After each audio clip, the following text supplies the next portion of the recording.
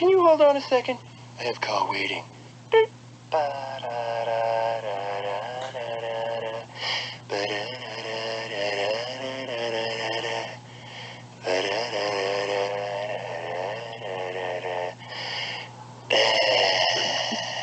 it off. I know it's you. Sorry about that.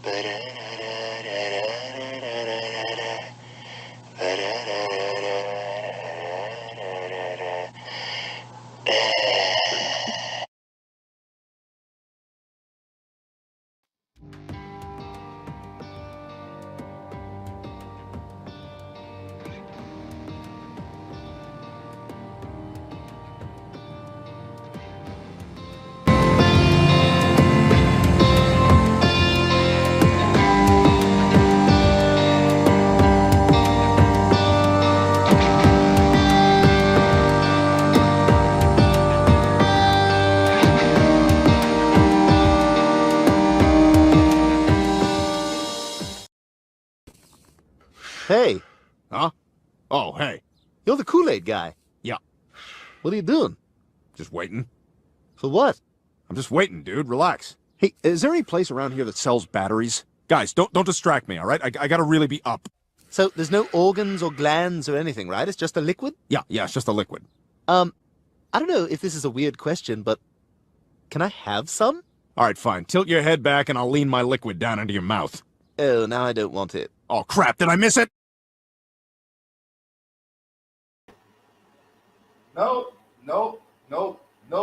Nope. You did not miss it. You did not miss it because we just started. So, for once, we started before midnight. And people that are not vampires and insomniacs and children of the night get a chance to watch this live. Looks like we got a guest here. Hello, guest. You're on mute. Hey, you're on mute. Your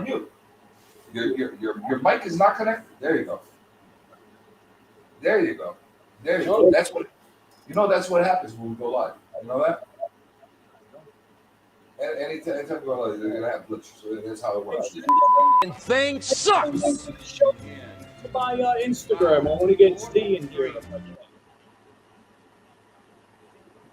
Do that real quick. I can't do it. We'll do it live. Okay. We'll do it live. Fuck it. Do it live. I'll write it and we'll do it live. And thing sucks. 5, 4, 3. All right, we're doing it live. We already got glitches. We all got to screw up. So hey, You hear me now, right? Yeah, now I can hear you. All right, send a link How to you doing, my Mike? Instagram. What do you want me to send you? A link to the freaking, to this show. What do you want the link? What are you gonna do with my link? Send it to fucking Yeet. What? Trust me, you'll like it. He's on Brian's crew. You gonna invite some lookers? Make it a real party? You might. Well, I'm just making sure what we're doing with these links. You know, I sent you a link. Hello, Beefit. How are you? Happy to have you join us. Hey, Rudy, how you doing? I popped it to hit the thumbs up, but I will drop in later on. Appreciate you dropping in to hit the thumbs up and coming back later on, Rudy. That's nice for people to pop in and out. So why am I doing a stream today? You want to know why I'm doing a stream today? You want to know why I'm doing a stream today? Negative. What? Hold on. Let there be light. Can you see me? Can you see me now? What? Can you see me now in my glory with my turquoise t-shirt? Wait, hold on 1 second. Yeah, you look fucking very relaxed. I look sexy, huh? Got a coffee here. You know why? I don't know how long I'm gonna stay up. I stayed up real late last night. Real late. I was up to do weird stuff in the middle of the night. I was up 7 in the morning. And then I slept for half an hour. And then I woke up. And I'm back up. And I've been on coffee since then. But what I was doing last night, I was actually on Whatnot. And I sold some stuff and I gave away a whole bunch of stuff. And that's what I was doing. So now I got to package up everything, and get it out. And get it out. Because I don't know. You think the post office are open tomorrow or not? I'm not sure. They should be open, right? Yeah. Maybe they're not open. I don't know. What are you doing? What are you looking at? What are you looking at? Too simple, man. Mike, your audio is horrible. I'm here because I told you I got shit mic. I'll try the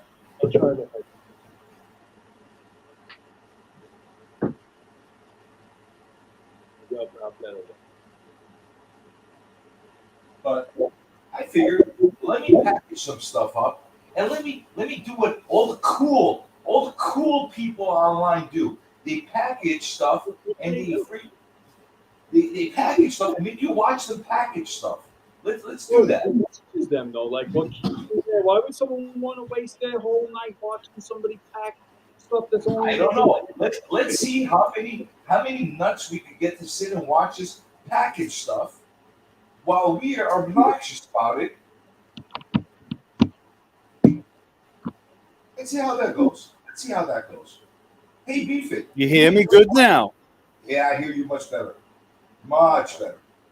Hey, Beefy, do you like watching people package stuff? Huh? You like it? Well, guess what? You're a Sounds like you could give it a cool name like a packing party, a PP. I don't know how you can make packing stuff cool, but you can call it anyway. You want a PP on this? Let's PP on it. Let's do whatever you want. But this is not. I don't think it's cool. I'll tell you that much. But hey, let's do it. How'd you come up with this idea? Did someone tell you about it? I saw some mental defect on Whatnot doing this. What the hell is his name? I don't know. You probably seen the guy, right? Who's the guy? No, he's not part of the defects, is he? He's part of the friggin'. I said a mental defect. Oh, okay. No, he sits there and he packs stuff and he puts up as giveaways and makes people watch them, and then he puts a giveaway up. What kind of books does he put out? Sometimes he puts good, nice books, but he'll make you wait 5 hours for that giveaway. I mean, is he a good host? I don't think so. You find watching people box things up good, and not talking to you while that happens? You find that to be a good thing to do? If you do, then he's awesome. All right, we got Yi coming in. You're gonna love this. Who's this Yi? Well, he's about to come in. Who's this Yi guy? You'll see him when he pops in. You'll see him. He'll pop in. I don't know where's that link in the take him, by the way. What? Where's that link in the take him that you sent? I sent you a link. Yeah, I'm saying, but when he hits it, where does it take him? It takes him into the chat. No, it should take you in here. Okay. Well, he's firing up his computer. Beef it. My friend is coming in. My friend, his name is Zee. All right. Yeah, Rudy's not here. One of Mike's henchmen is going to come on. No, I mean, you'll like him. He's part of Brian's crew. So I'm going to show you. He has his own fucking channel. What the fuck you do? Oh, that's right. You're packing up. That's right. So you see what this is? This is a box that I got from another package. Somebody sent me out. Now, this is what I do. This is what I do every time because I need cardboard to pack between the comic on the outside of the comic. So what I'll do is I cut these boxes up and I recycle them and I turn them into nice little backboards that I put front and back over. Why do I do that? Why not? It beats the hell out of just throwing this away in the garbage, right? Beats the hell out of it. I'm a cheap bastard, so I might as well use my materials that I have. So I'm going to be sending everything 100% recycled. Well, not 100%. I can't be 100% because I got to use packing tape. I got to use packing tape. I got to use blue tape. I got to use this. But I'm going to use whatever I can and recycle it over and over again. Like even the Geminis. See, I got Geminis. There's a lot of tape on here already, but this could be used again. It could be used again. It's perfectly good. Perfectly good to be sent out. So that's what I'm going to do. So anybody gets stuff from me, and they say, what the fuck kind of packaging is it? It's because I love Mother Nature. It's because I love Mother Nature, and I'm a cheap bastard. So there you go. That's your answer. Yeah. You know? But I bet you, even with this type of packaging, I'm going to package it better than a lot of the other mooks out there. I could promise you that. I could promise you that. So how'd you do last night? We got a lot of followers last night. How many did you figure you got? About 100 more. So Wow. I'm rock and rolling. I'm on the way to 1 billion. So how'd you come up with this idea to like have this? You know, are you gonna like entertain these people in any way? Or are you just gonna do what you're doing right now? What do you mean? What do you mean? How do you want me to entertain people? How do you want me to entertain people? Oh, we got a guest. We got a guest. Hold on, we got a guest. We got Who? IG whatnot. Who the hell is this guy? Hey, Z. Hey, We got a guy. Hey, that's CJ. This is his show. It's Comic Journey. That's Z. Z's Hello, Z. he's with Brian's crew, and he's got his own thing going. it's Yeezy Yee. Yeah, Yeezy, tell him about what you do in your world. What do I do? So I guess I'm a content creator also. You can catch me on the Beyond Wednesdays with Brian McClay on his channel. So I show up. I'm part of his Modern Comic Mayhem crew on Saturday nights. I got my start on It's Drunken Chat with the Mighty Mel V. So I'm part of that crew as well. And then you got your own thing also now, right? That the Nerdvana. Oh yeah, on Nerdvana. That's actually your brand. That's yours, right? Right. So so when I was on Flipside, Mr. Longshore and I, we used to do a show with the Modern Playbook crew where we'd go do a deep dive onto books of like ghost books, like kind of like comic oddities, that kind of thing. And Like so what Mercanaut does? Oh, Mercenaut? Yeah. Well, so Mercenaut's a part of our show too. So right.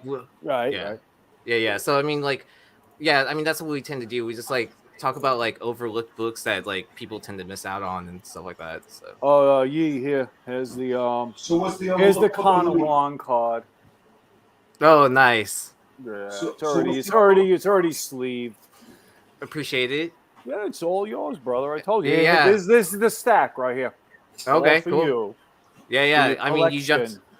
jumped into my Whatnot show earlier. You saw whatnot as well? Yeah. Yeah, So I was like, bought a few things from him earlier. I got some great deals on some Usagi Yojimbo, one retailer exclusive and a retailer incentive.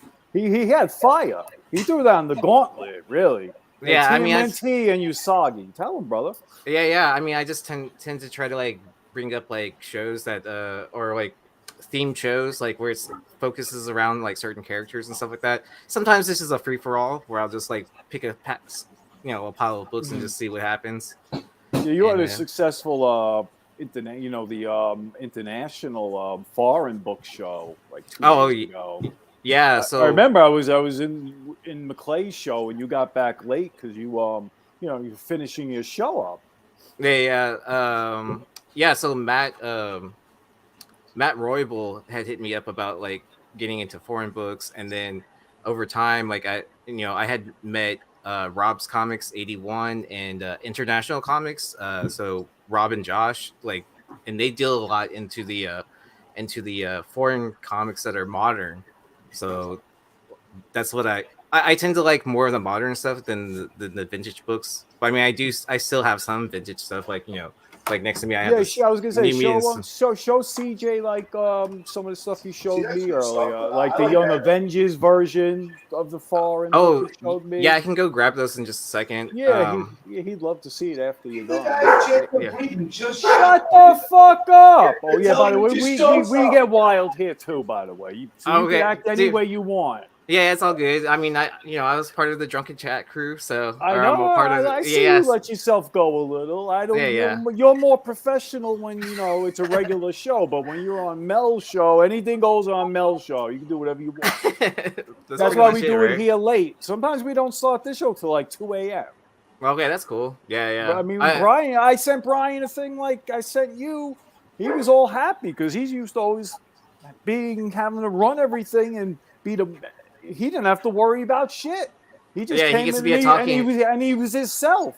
He jumped in and he loved it. Yeah, we went till about 4:35 in the morning. We talked about everything. Yeah, I mean, it's AI, nice to be art, everything. It's nice to be like a talking head instead of having to always run the show. Because you could just be you, man. Yeah, because I mean, you always have a billion things going on, like Anything checking you wanna bring comments, up, like highlighting bring it them. up. But yeah. I mean, talk about I know you. I never worry about running the show.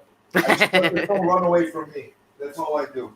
Oh, by the way, if you're wondering what he's doing now, he had a successful whatnot sale with books last night, and he's packing up. Okay, cool. Yeah, I'm showing people how to be cheap bastards and recycle materials and actually package nicely with using the recycled materials. Nice. How many slabs did you get? You let go yesterday. His name's Nick, by the way. You could call him CJ. Okay. It's up to you. It's either he's fine with either one. All right. I don't know how many. I don't know. I'll see when I start printing out labels. I don't remember exactly. yeah. I'm about to start doing the same thing. Start printing labels from the. I'll go grab those international books in just a second. But yeah. More people are going to trickle in as the night goes on. We have a lot of late night people that come in. Hold on, Mike. Hold on, Mike. Go, brother. Maybe he's. But by the way, Yeezy, is that like the sneaker Yeezy? No, so like more. It was like a nickname from college, so more like Easy E. Okay. Yeah. The sneakers. Yeah. So, but it's funny because like I had that Instagram tag before he changed his name to Yeezy or whatever. So I thought it was hilarious. Sued him if you had like video proof of that. But I mean, like, probably not, because like he built a big brand out of it and all that stuff, and so he probably has all the trademarks and copyrights and all that. So I don't think I could sue him, over my name. So these are right here. These are semi sparkles that I got too right here. Yeah. I don't know so basically, what prompted me to do this video? I don't know. Wait, can you guys hear me? Can you hear I me hear good? you fine. Yeah. Oh, I hear you a lot better now, though. Oh, there we go. Because you know what? I put the microphone next to me. I forgot I don't have a microwave. A microphone, whatever. Oh, and by the way, he doesn't show his face. By the way, you don't want to see my face. You don't ask. Oh, don't listen to him. I've seen his face. He's a good-looking guy. He just does it for dumb reasons. So, the reason I got prompted to do a video like this, I see some people that I don't know. It just annoys the shit out of me. But maybe you like it. Maybe you do this. They go on to Whatnot. It's supposed to be a selling platform, right?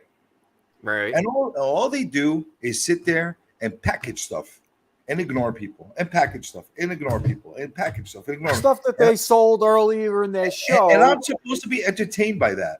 Is that they open entertaining? up the feed on Whatnot and they have a packing party. Well, you ever hear anything about that? I heard rumors about it. I've seen someone do that show before, and I was like, I don't want to call them out. We like, know? If you got anybody in our crew.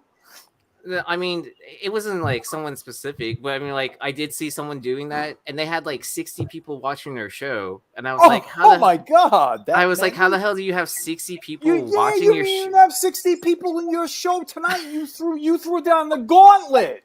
Well, that's what I'm saying. Like, I mean, I get it that like some people are like, quote unquote influencers. Like, on what the app time was this when this happened?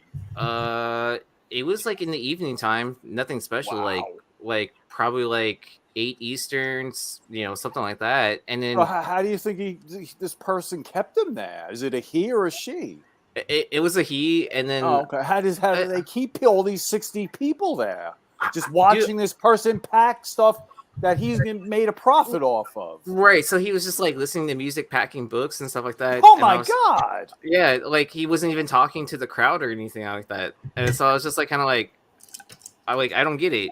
Like I'd love to get fucking So that's what I'd love to get the butcher in here. I want to be one of the cool kids. I want to be one of the cool kids. And, you gotta get Jay in here. And unbox. I want to unbox things and get people just to watch me box things. Like put packages together. And I'm actually gonna give people tips of how to recycle and use this crap.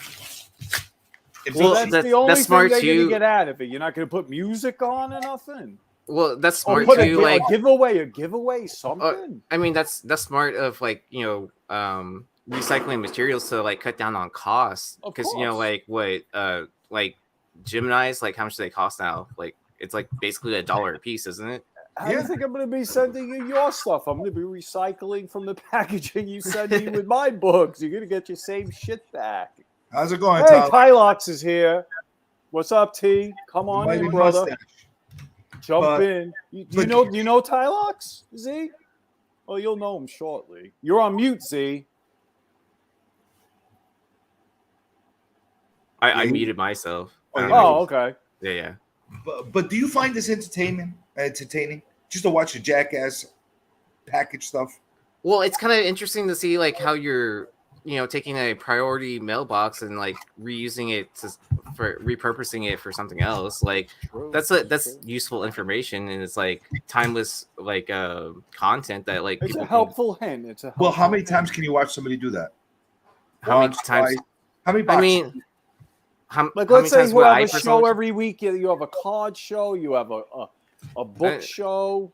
I mean, that's what it's all about, though, is figuring out what your audience enjoys watching, right? And then but how do you get them to like watch you for like 5 hours, let's say, or even a half hour, depending on how much stuff you sold? How do you get them to stay?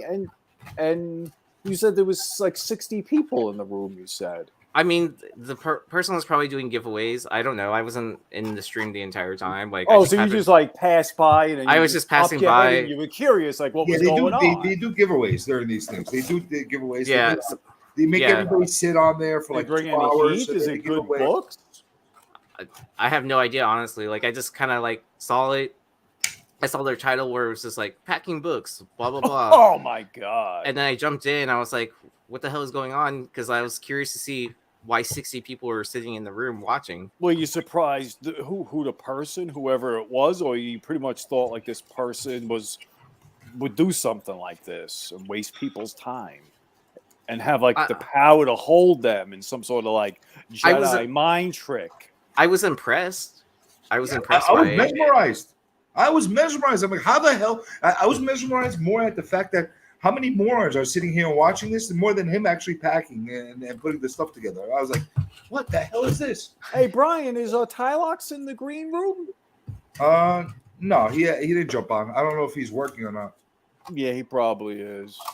He's probably like going back and forth to the phone and he's probably horrified. I jumped on his stream, was it yesterday, the day before, and I wouldn't let him shut off the stream. And he got, he was trying to get off. I'm like, no, we're gonna keep you going, and that's it. He was at work. No, he had a stream going on. He had like one of these streams, and I waited to the very end before I wanted to jump on, just to keep him going on there. But he's probably horrified at that. He's probably gonna do the same thing to me. Wow. So easy. Yeah. I'm gonna be going to Comic-Con in about a week and a half. Yeah, he lives in Astoria, Queens. He'll be at New York City Comic-Con. I told him to reach out to Mel.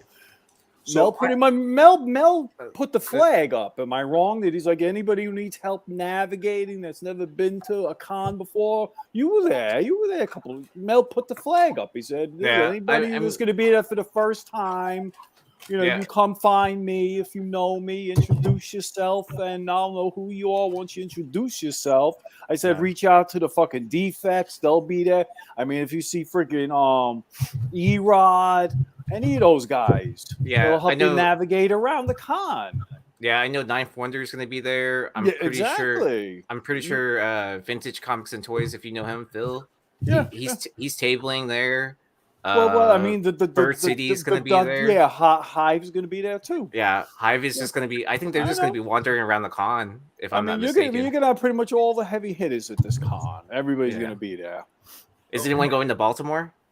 Baltimore's at the end of October, right? Yeah, I'll see. how it Baltimore's goes. half the size. Baltimore's half the size, but it focuses all around comics. So I've never been to the New York City Comic Con. I don't know. Have you been there? Is there more toys there? So New York City Comic Con has like everything. It's kind of like Pop culture. Well, if you think about it, like, okay, San Diego Comic Con is the West Coast, right? New York City Comic Con is the big con on the East Coast. Like, I feel like those two were always the biggest competitors to see like who could get the most people, who who has the most celebrities, blah blah blah, all that kind of stuff. So Yeah, I heard Baltimore's a really nice con. yeah, it's a big buyers con. So like, That's what make I sure heard. You could get some great deals there. Dude, I bought books there. I spent like probably like $600 in books there, and that lasted me for like 3 months of Whatnot sales. This works out very well right here because you have a lot of experience at probably at least 80% of the cons that go up every year. You've been to all the big ones. Could you give him some tips on how to how to navigate through the navigate convention. and also try to negotiate with some of these sellers. So now remember, I mean, this man right here is not a shy man. He Right. sells fucking multi-million-dollar properties for a living. So I mean, are you going? The very first day? Are you going the last day? I'm going the first 2 days and take it from there. Okay, so my rule of thumb is always to bring cash in hand, right? Yeah, I figured that's got to be the way to do it. Because like, if you say like, hey, I'm just paying with credit card, blah blah blah, like then you have to pay tax, so like They gotta pay like the whatever fee on the credit cards, yeah, man, all that, yeah. So like whatever you negotiate, like say it's for cash in hand and stuff like that. And then I always love this trick. I mean, I always like, so like say you're looking at a $500 book that's on the wall, right? And then you say you're interested in it, and I always like to ask the question, what's the best price you can do? Because whatever you have in your mind that you're willing to pay is more than likely it's going to be lower than whatever they say. Pretty much, yeah, always. Yeah, so I mean, you never say like, hey, I'll offer you $450 for it. They could You have let gotten us them a throw out a number. You number. never give a Yeah, never give a number.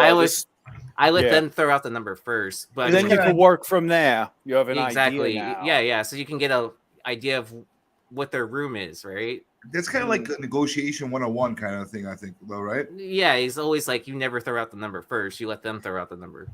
This is what I like to do usually. You tell me if this worked for you. I like to go and pick out a bunch of stuff, like bundle them up and say, and just basically get it, and don't say anything other than, here, what can you do for me on these? Yeah.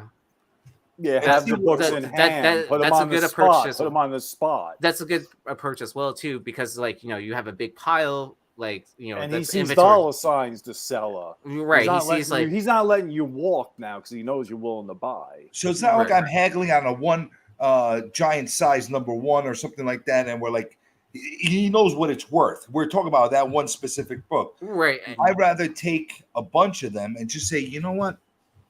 Like a bunch of 15, 20. Right. Well, yeah, just have like a giant pile, and then if you are looking at something on the wall too, say like, what if you include that as well too? Because sometimes that throws them off too. I wait till the final price before I start saying throw that into.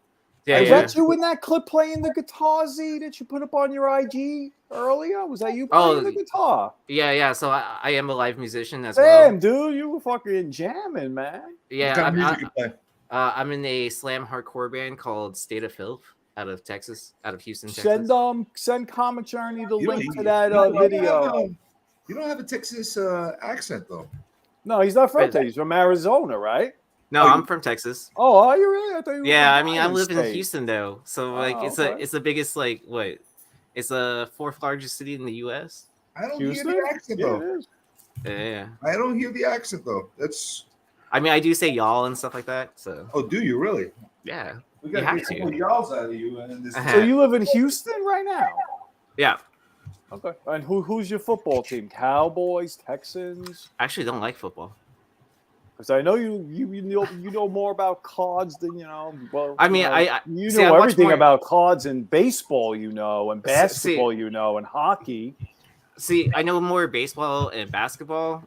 Like football, I know some stuff, not like enough to like make money off of it or anything like that. And like I don't rip that You don't product. mess around with that stuff. with the Yeah, I mean, I football know breaks. it's pricey. Yeah, Yeah. I mean, I do sports stuff, but I mean, like football, like I just don't like. I think people would know I don't have a passion for it, so I don't try to sell it. Well, you seem like you do fine. I mean, believe me. I mean, you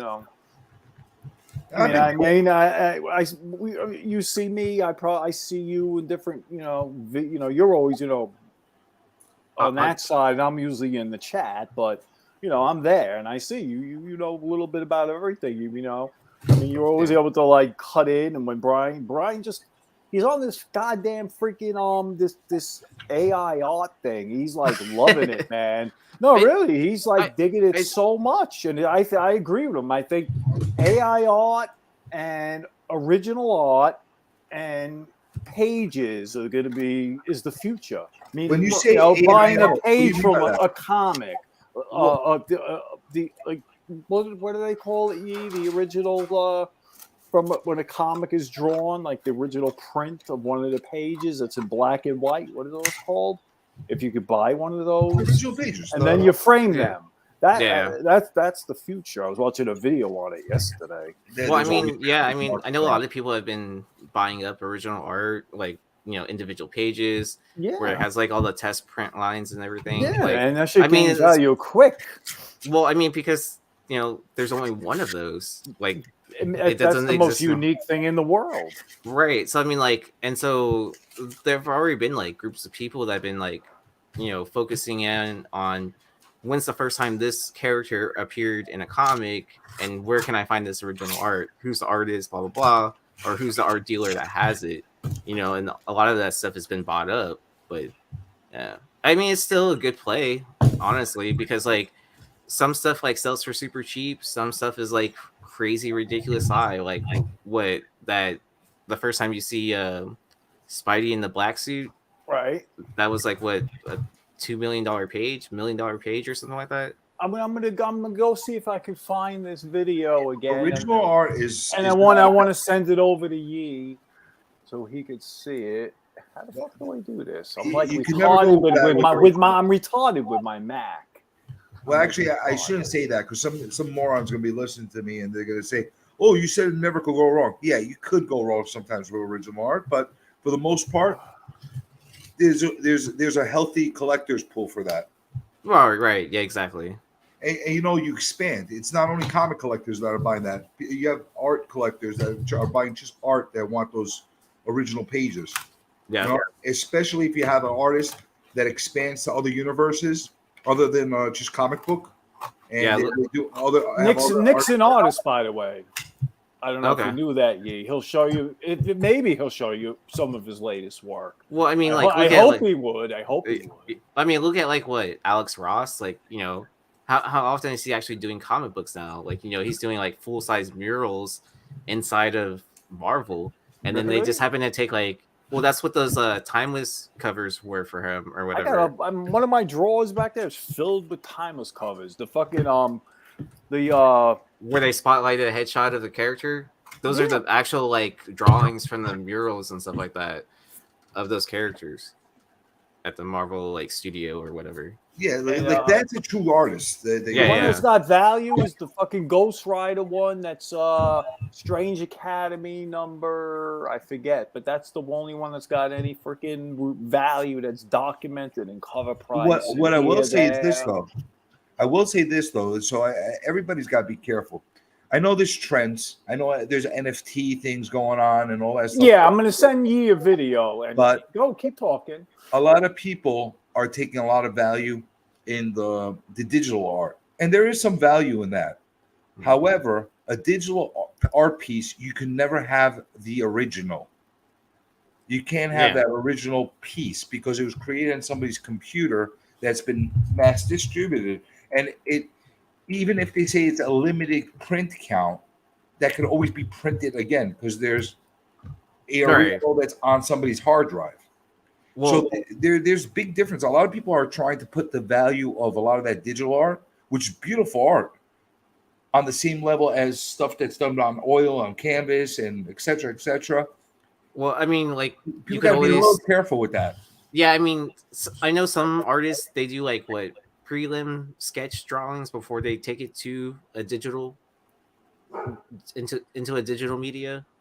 So Sometimes. there's sometimes I'm Some not saying people are all so artists. talented, they go straight to tablet. Straight, right? Exactly. So I mean, yeah, but I mean, I think the whole AI art thing is like the next progression from digital art, right? That it's like there's some I would say about half the community probably accepts digital media as like a acceptable form of art for comic covers, especially like some of them they sell out super fast, whatever. But then it's like almost like a progression that like AI generated art could be like that next progression. I think it's gonna be hard for a lot of people to accept, but I definitely get it, but yeah, the only issue I have, I see a lot of people spending that crazy money on those limited edition art pieces, and I put it in quotes limited edition because no matter how limited it is on somebody's hard drive. It's not like you're buying it and now all of a sudden you have the rights to that piece. right. Everybody that bought that limited edition has the same rights to their piece as you do. So But that's where like blockchain technology comes into, right? Where you can like trace of who has like the original copies of it. So I mean, digital that's fingerprint. right. So that's more of like the NFT side of things, right? I just sent you a YouTube video that this guy made yesterday, and that's where I feel it's going. Watch it when you get it. It's only 6 minutes, but you'll like it. Okay, yeah, I'll check it out. I think all that digital AI type of art, which again, I don't mind paying for it, and I don't mind getting it because a lot of it is beautiful, and some of it is much better than what you get hand on canvas or pencil on paper. But I don't feel that we're there yet. That I'm gonna pay $10,000 for our page. Hey Nick, you should probably say hello to the people in the chat. By the way, well, why don't you say hello to them? Because I'm not the host. Say hello. I've been waving to people while you guys are talking. That's the real nice of you. I'm very happy that you waved to everybody. But this is your show, your platform. Well, he always says hello to everybody. I usually do, but I didn't want to cut you off. I didn't want to be rude. We're in the middle of a conversation. People are listening. We don't want to I'll take care of it. I'll say hi to the people that are here for the first time. Then they'll think it's my channel. Okay. Let's stop everything. Let's stop the conversation. Yeah, that's right. You know what? Let's just cut the whole fucking thing. You turn your computer off. I'll turn. God damn it! Where's my gun? God damn! Wave fucking scissors at me again.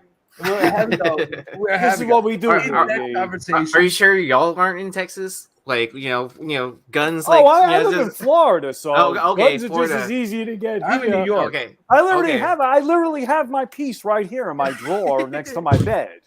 One of them. New York. Oh yeah, you want to fuck around with Kool-Aid? Show him. Guess what?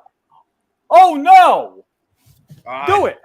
Damn Do it. Oh no! Oh really, man? Yeah, really? that's right. Because he's never seen it. Oh no! Oh no! Oh yeah!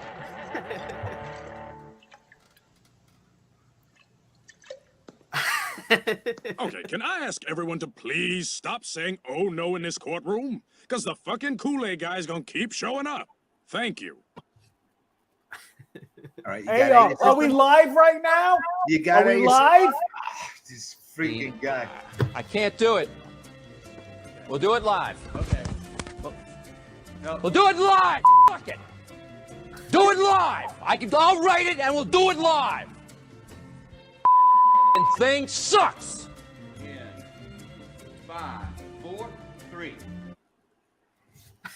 We're a little unusual here. All right, now that you got it out of your system. No, I want you to have the experience. He came here. He didn't have to come. I'm sure he could have did $1 billion. He could be packing his goods now to mail some of it tomorrow. You know what I mean? But he chose to come here, and I want him to be entertained. All right. So I brought him in as my guest. All right. Let's see our hellos. So, Uncanny Kyle Waka.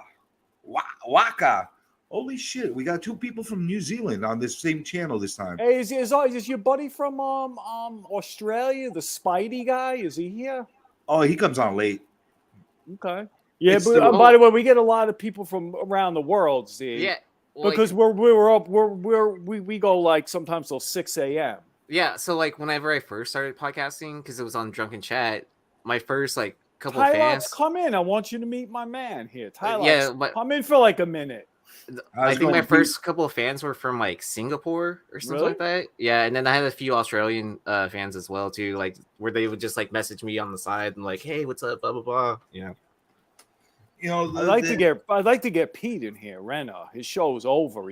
I know he's a little under the weather still, but I'd love to get Pete in here for an hour. He's a busy man. He edits. I all know that he is. That's stuff. why I said I'd like to. It's not going to happen. I like the guys from Australia and from New Zealand. They're nice and good, polite. They and got stuff class. like that. They got They don't class. interrupt. They don't interrupt like other God panel damn it. members. Do I have to buy a plane ticket and get and fly out there again? Fine. Where's my phone? I'm gonna do it again. What channel am I on? I don't know what he told you when he sent you that No, link. Of all what he to did. expect. Yeah, all he did was send me the link and it said, "Hey, if you're interested in jumping on, jump on." I was like, "Okay." So Yeah, here I am. You're on. Yeah. So let's go back to the New York Con thing, because here's the thing. Mhm. I know you are a little bit more of a spec guy than I am. Okay. Oh, hold that thought. We got another guest. I know you are a little bit more of a spec guy than I am. Well, hello, What's up, Ty. guys? Oh, hold that How's it thought. going? Can you please Hold turn down the your? work. Somebody's got their thing going on. Too loud. Hold on 1 second. Hold on. I got too much going on. Okay, there we go. There we go. There we go. Yeah, K-pop is also Do you know live. Tylox, do you know Z? Huh? Do you know Z? No, I do not. How's I that going? literally, I Brian never even Laser got to show use, and everything? do what? I never even got to use Whatnot. Like, I literally tried to like sign up so I could sell some stuff, and then once I didn't hear anything back from them, I kind Look of at this man. He's Oh, in a just apply party. again. Apply Yeah. again to be a seller. okay. Yeah. And like, yeah, by the time it rolled around to where it was like, hey, just reapply or I'll recommend you, I was like, I'm over it by now. Like, I haven't even like I never even went on and like watched. I think I watched. They got a bias against handlebar mustaches. That's the problem. Maybe do. They knew that with the mullet and the mustache, I would just Yeah, start they selling all my don't- stuff. they don't like Nobody you would people. else And Bob sell anything. Seger. And Bob So they Seger. got mad and they were just like, yeah, They we're don't not like your kind. You know, They they don't. don't like. They don't like They They the. don't like. They don't like prejudice redneck. towards mullets and mustaches. It's all about how many followers you have on like Instagram and all that. So like Yeah. to see like what your reach out is, right? He's got a YouTube following. He I was about to does say, videos yeah, I've every- got like 300 subs on YouTube. I've got thousands of people that follow me on it, and on Instagram, I've got all that stuff. I probably just filled out the thing wrong. I probably did. It's Oh, probably You just my have to fault. put as much details as possible in your application as possible, because like if you just put like one-liners, they don't care. You know what I mean? Okay. They accepted me instantaneously. So, like, it's Are you not that saying hard you're of a better process. than me? Are you better than me? Yeah. So, Well, they made it. You're better You know, Yeah. the- Absolutely. I I mean, mean, look like at when this it first thumbnail. started, when it first Look at opened this up for thumbnail. comics, like, why it was would- really why hard to would get you do on, this, right? gentlemen? Right. But like as like less seller or like those original sellers that aren't selling anymore, you know, it's still a bigger market, and so they've increased like their reach out of how many people they approve now is what I've heard. I have no idea. All I know is they told me it was super hard, and I did it as a goof. I actually did it as a goof to I didn't think they were accepting me because I'm like, they're like, which social media channels? I'm like, all right, I'm gonna give it my YouTube channel. They're gonna freak out as soon as they see that. Except They're never gonna let me in, and then they. Yeah, they're gonna think I'm a fucking. Or just say you're part of this Yeah. channel. You know what I mean? I kind of equate CJ to like when Trump ran for president, because I totally thought, all right, I'm going to run for president and I'm not going to win, and then I'm going to just go back to being Trump, but it'll give me no, I'll be in the news for a minute, and then he wins, and he's like, oh no, I have to do things? No. And that's exactly what happened. Not what I signed up for. You let me in. Yeah, I mean, I like Whatnot for the fact that I can turn product way faster than just like sitting there and listing books on eBay to see what happens like over time, right? Immediate gratification. Yeah, it's that instant gratification as like for the buyer and the seller, in my opinion. It's No, like I almost like FOMO at your hands. Oh God, that's what we need. That's exactly what it is. You already had a sale up already to be bookmarked for this week, right? Z? Oh yeah. What is it? It's Save the Comic sale. So I had a really low attendance sale one day, and I was like, "What am I just doing? Throwing up garbage books? I might as well just like throw them away or shred them." Nobody know what I bought from you today ain't garbage. I was about to say, Yeah. well, like, see, you can do stuff like this. Like, okay. So I'm gonna have a paper shredder. I'm looking for Amazing Spider-Man between 200 to 400 right now. So you just hit me up with all the issues that you have. And I'll hook you back He's up probably with got one almost I all want, those. and then we'll sell them all at one time. Well, There you I mean, go. like, okay, off the top of my head, for those issues, the only one I know I have for sure, I have a 252 at a 9.6. I already have that. Well, I don't have a 9.6, but I mean, yeah, and I don't Hey, even know as what long as you got it, brother. I was about to say, as long as I got it, I'm happy. That's Like, right. Yeah. That's right. Yeah. So the idea is to so any book that doesn't sell on my Tuesday show that's titled "Save the Comic Sale," if it doesn't sell, I'm just gonna have a paper shredder right next to me. Oh sure, Shred I gotta it's- be there. Oh, don't do that. I already bookmarked it already. Don't Yeah. do that, man. It was like When I was leaving this show, when you shut it down, when you were done, I mean, when I went out of it, it was there, so I just freaking bookmarked it. give it to poor Appreciate little kids. Like give it to orphans. Give it to somebody. Don't Hey, shred it's his them. books. He'll Yeah. do what he wants. Shut Come up. on, Yeah, man. I have plenty of books, so like all He that. does. He And, has a lot and of then books. I have a ton of books, anyways. And then Get 'em what I right like off. to do. What I like to do is I like to donate cards to kids in like hospitals and stuff like that. Because Yeah. my You brother can works also, at the cards I'm sending you. Yeah. What you don't want to keep, you could give those to the kids. Yeah, exactly. So 'Cause yeah, I know I you like said to. there's a few that you're probably going to keep for your collection that you feel in a couple of years will probably be worth some money, maybe. Yeah, I mean, and then honestly, like, yeah, I just got a bunch of Topps Chrome in myself. Like, there's like 3 okay. blasters in here.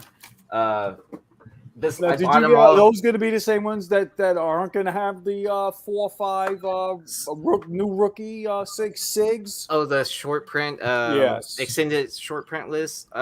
So I've read a few things from Topps that said that like that their production didn't get messed up for hobby light boxes and their blaster boxes, but I don't know how true that is. Like, Yeah, they just saying that so you'll go out and buy those. yeah, because those are everywhere. You know what I mean? Like, Target has them. Like, name a sporting store. I got mine in Would you- Walmart. Yeah, so I mean, Walmart has them already. Like, I mean, could you imagine the recall process on something on that? Yeah, scale? but these are like the Walmart DC and Marvel comic packs. Walmart has an arrangement and Target has an arrangement with Topps, and they get a unique type of setup. Like the box I got only had 7 packs. right. and it So was that's a- the retail product. That like, Exactly. It's a Yeah, retail and those are not eligible to have even if they didn't, short print them, the shorts. Well, I I wouldn't have got a SIG card. Well, it's highly unlikely you'll pull it, but Right. over the last year, people have been pulling 1-of-1 Wander Francos out of like hanger boxes. Like the cheapest is the yeah. cheap to buy. Yeah, So I like saw. Yeah, you were talking at about a series that one. at series 1, it happened for Bowman. So They had plenty of Bowman boxes at Walmart. no wow. See, I I could like have went Bowman. back. I could have took you with me, and we could have went on IG video, and I would have walked in with you, and I would have said, "Look, and I would have took my arm and took the whole thing and put it into a car. I mean, see, sales around here. There's hardly any Bowman boxes that stay. I haven't bought cards in years. Here. I mean, I like Bowman for the simple fact that, like, you know, you'll pull their first card or whatever, and then you know, they don't get called up to the big leagues until like 2 or 3 years from now. So it's almost like that long-term play. Like, I'm going to hold on to this card, grade it, whatever, and then once they hit, like, they hit big usually. Hey, you guys It's the long play. You're doing the long play investment. Yeah. You guys want to see some weird cards? Yeah. Oh, yeah. This is what All this right. channel's about. I'll tell you what. Come on, man. I'll tell you what. I was going to save these to open up at a video, but since you guys are talking about cards, He holds out all the time. I hate when he does since you're talking about cards, let me. These are the only cards I bought in recent years. You guys talk amongst yourselves and say. Oh, we will. Don't worry. We're gonna. I'll be right about back. You. Yeah, get the fuck talk out about of whatever here. you want. Listen, go in the bathroom. If it's going to be pornographic, just keep PC Ali out of it. Yeah, the YouTube she's shot a fucking whale. She's a whale. I'll be right back. Hey, I mean, I'm not like I'm like at the level of being like a close acquaintance with Richie. I'm not a friend of Richie's like you are, and Joe and Brian. Is Richie okay? Yeah, I don't want to get involved. I know his dad's been very, very bad, and you know how he is. He takes it very seriously, and that's his dad, you know. Right. Yeah, I mean, I catch up with Richie. You every sure so often. everything's okay? I mean, I know. Just for the record, I know. If you know what I mean, I know. Yeah. I hit him up every so often just to like Right. check in on him to see how he's doing and stuff like that. I mean, I know when's he coming back to work? Meaning, when's he coming back into our lives on the internet? I mean, he's like starting up a brand new job and everything too. Like, so I things sat were there in his show 2 nights ago in his fucking popcorn culture show. I was the only idiot sitting in there waiting. I mean, I know He never even started it. It was supposed to be 9:30 on Wednesday. I mean, I know he's like starting up work soon, like, and then he's like in 16 fantasy football leagues and stuff like that. So, like, I thought it mostly had to do with his dad because. Well, I mean, yeah, he wasn't even on freaking Stein show Friday night. Yeah, so I mean, and then his dad is like, super sick. He didn't and stuff even like that. pop into friggin' Brian's show. He missed the whole thing with Jack. I'll tell you one thing: if Brian would have brought Thorough into the fucking screen, Thorough would have went ballistic on fucking Jack. He was foaming at the mouth. Well, yeah, I mean, you were there most of the time, right? Well, no, actually, so last night was when my band was playing, and then when I came back home, like, which was almost like 2 a.m, we went to the sun was coming up. We were still going. Yeah. So, and then I jumped in, like, to see, like, if people were still chatting, like, backstage, whatever, just to say what's up.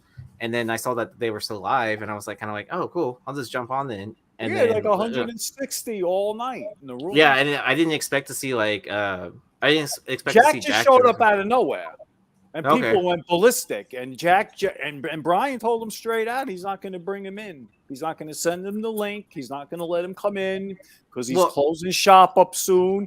And I pretty much started to be like, "Oh, come on, Brian. Could we let Jack because play? he's being Come on." political. He's being nice about it. I get it. Well, Brian likes to stick to. He likes to his, like, control shit. He likes to control shit and be fair to everybody. Right. He likes to like be everyone having a fair and equitable. That's right. And then also, why would you set up someone that you would want to return onto the show to like never want to come back again, right? But you know what I'm saying? But the majority wanted him to be on the panel so they could actually instead for an hour before Brian finally gave it and brought him in. He was getting his ass kicked in the chat. I was watching. 100+ people were throwing questions at Jack about selling, about freaking YouTube influences, and this one, why are these sellers different and get better than I do? I mean, is it, what I mean? They really will let him. And then Thorough finally, I don't know, he must have sniffed it in the air. He just out of nowhere comes out of a bush and sneaks into the chat. And you know how he is. Well, I'll tell you what, he was on the job for 7 years, and he started asking the tough questions, and Jack ignored him. Go ahead, CJ. The gods must have been shining on Brian that day for me not to be on that day. Because if I was, I would have thrown gasoline on that. Yeah, fire. did you see when Chris Jarno had the guy from CGC on about them doing the exclusive with Whatnot, or was it vice versa? Whoever he managed to get from CGC, Jarno, about 6 weeks ago. Did he get Matt Nelson? Was that it, CJ? When he had the guy, when he had the guy from Big Time Collectibles on. That's it. Oh, okay. So he had that was part of that. As part of the exclusive. Yeah, he had that Ghost of CGC exclusive slab. So he had Nelson. Is that who it is? Nelson, right? Yeah. Nelson from Big Time Collectibles, CJ, the owner. CJ, right? just give him a summary of what you did and what finally happened. Go ahead. Basically, he had on Nelson, and you know what? And he had Swaggle House on. Swaggle House was the other panel member, and to keep everybody in control, of course, because Swag is always cool. Am I saying this or am I not saying this, man? Shut the fuck up. Go ahead. Let me fucking finish this. Okay. So basically, he brought him on to let him defend himself about the whole situation, which I personally believe he didn't need to defend himself. Who needed to defend themselves is CGC, because they're the ones that are causing the conflict. He's not causing the conflict because all he's doing is making an arrangement for them to grade X amount of books for him and get it done. The problem is DC has a minimum 1,000 print run.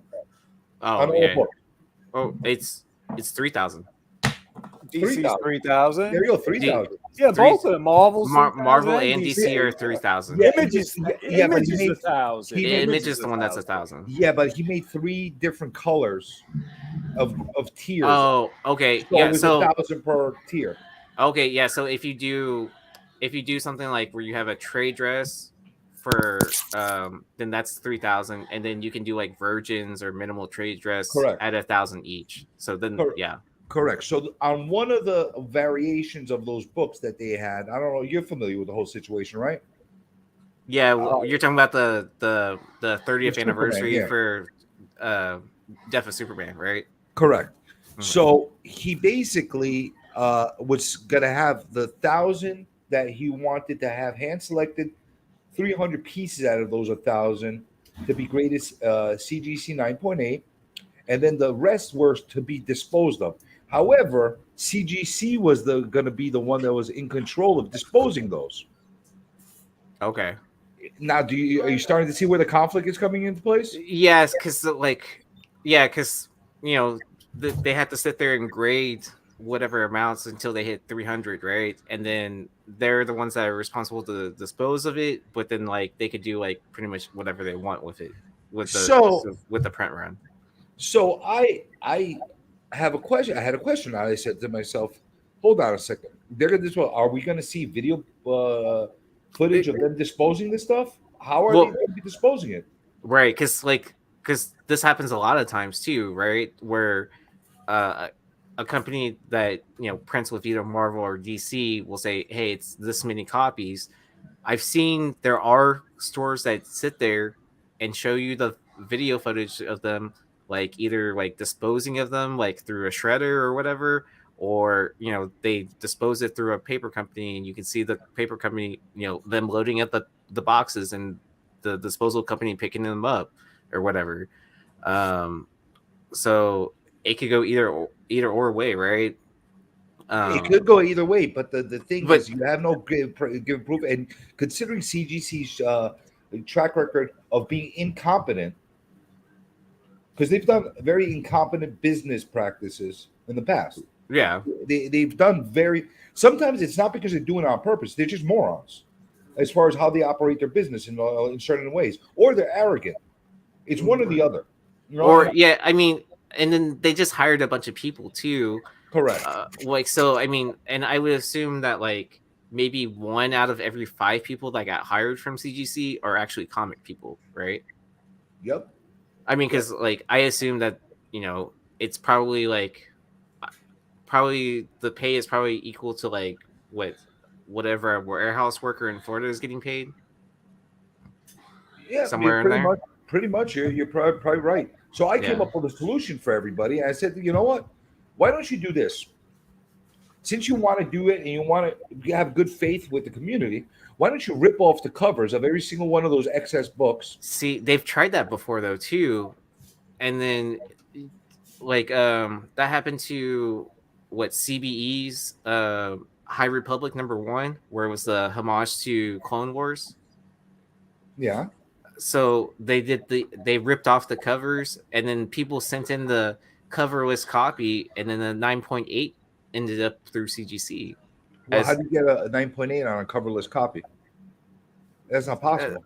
It happened though. Like there's plenty of screenshots. Well, yeah, that's a CGC quality assurance problem, right? And then our QC problem, quality control, and then that hit a 9.8 and ended up on eBay or whatever and sold for something stupid, like probably like $250 or something like that. And then like there's always an ongoing theory that like when CGC fucks up and then people find out about it, they go out and buy those books so they can dispose of them or whatever, or keep them in their like on like a wall of shame of like don't ever let this happen again is what I would say. Okay, so almost like defective books or defective graded books, whatever the case is. I get that. Yeah. You're always gonna have a collector willing to buy something that's obscure or a little bit different, whatever the case is. Yeah. I mean, I like collecting error books myself. So do I. Yeah. But I mean, I always wait for them to like fall like into prices like that no one cares about them anymore. But like, the thing is that let the market correct itself like that. If they want to go and pay big money for an error book or something that was graded improperly, like those acetate stupid books, hey, be a moron. Go pay for a book that was incorrectly graded. That's your prerogative. You know what I'm saying? That's you know what? Everybody collects any way they like to. They buy whatever. Listen, if there's somebody that goes and wants to buy a piece of chocolate cake with gold foil flakes on top of it, no, I'm not joking. And I know. I watched that food chain. And they want to pay $1,000 for that little piece of cake. Hey, that's your prerogative. Yeah, I mean, who doesn't want to poop out gold, right?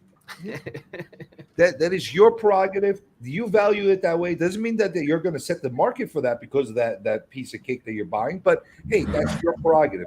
But the thing is, cover. What the hell are you showing us? So let me see. Let me make it big.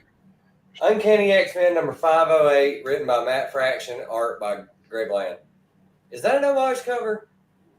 I don't think What so. Is that Charlie's Angels or some shit? I don't think so. It's a really cool cover. Yeah, it's a nice cover, but I don't recognize that homage. When I was reading comics as a kid, everybody could have sworn it was like the worst time for comics, but I mean, it's Greg Land.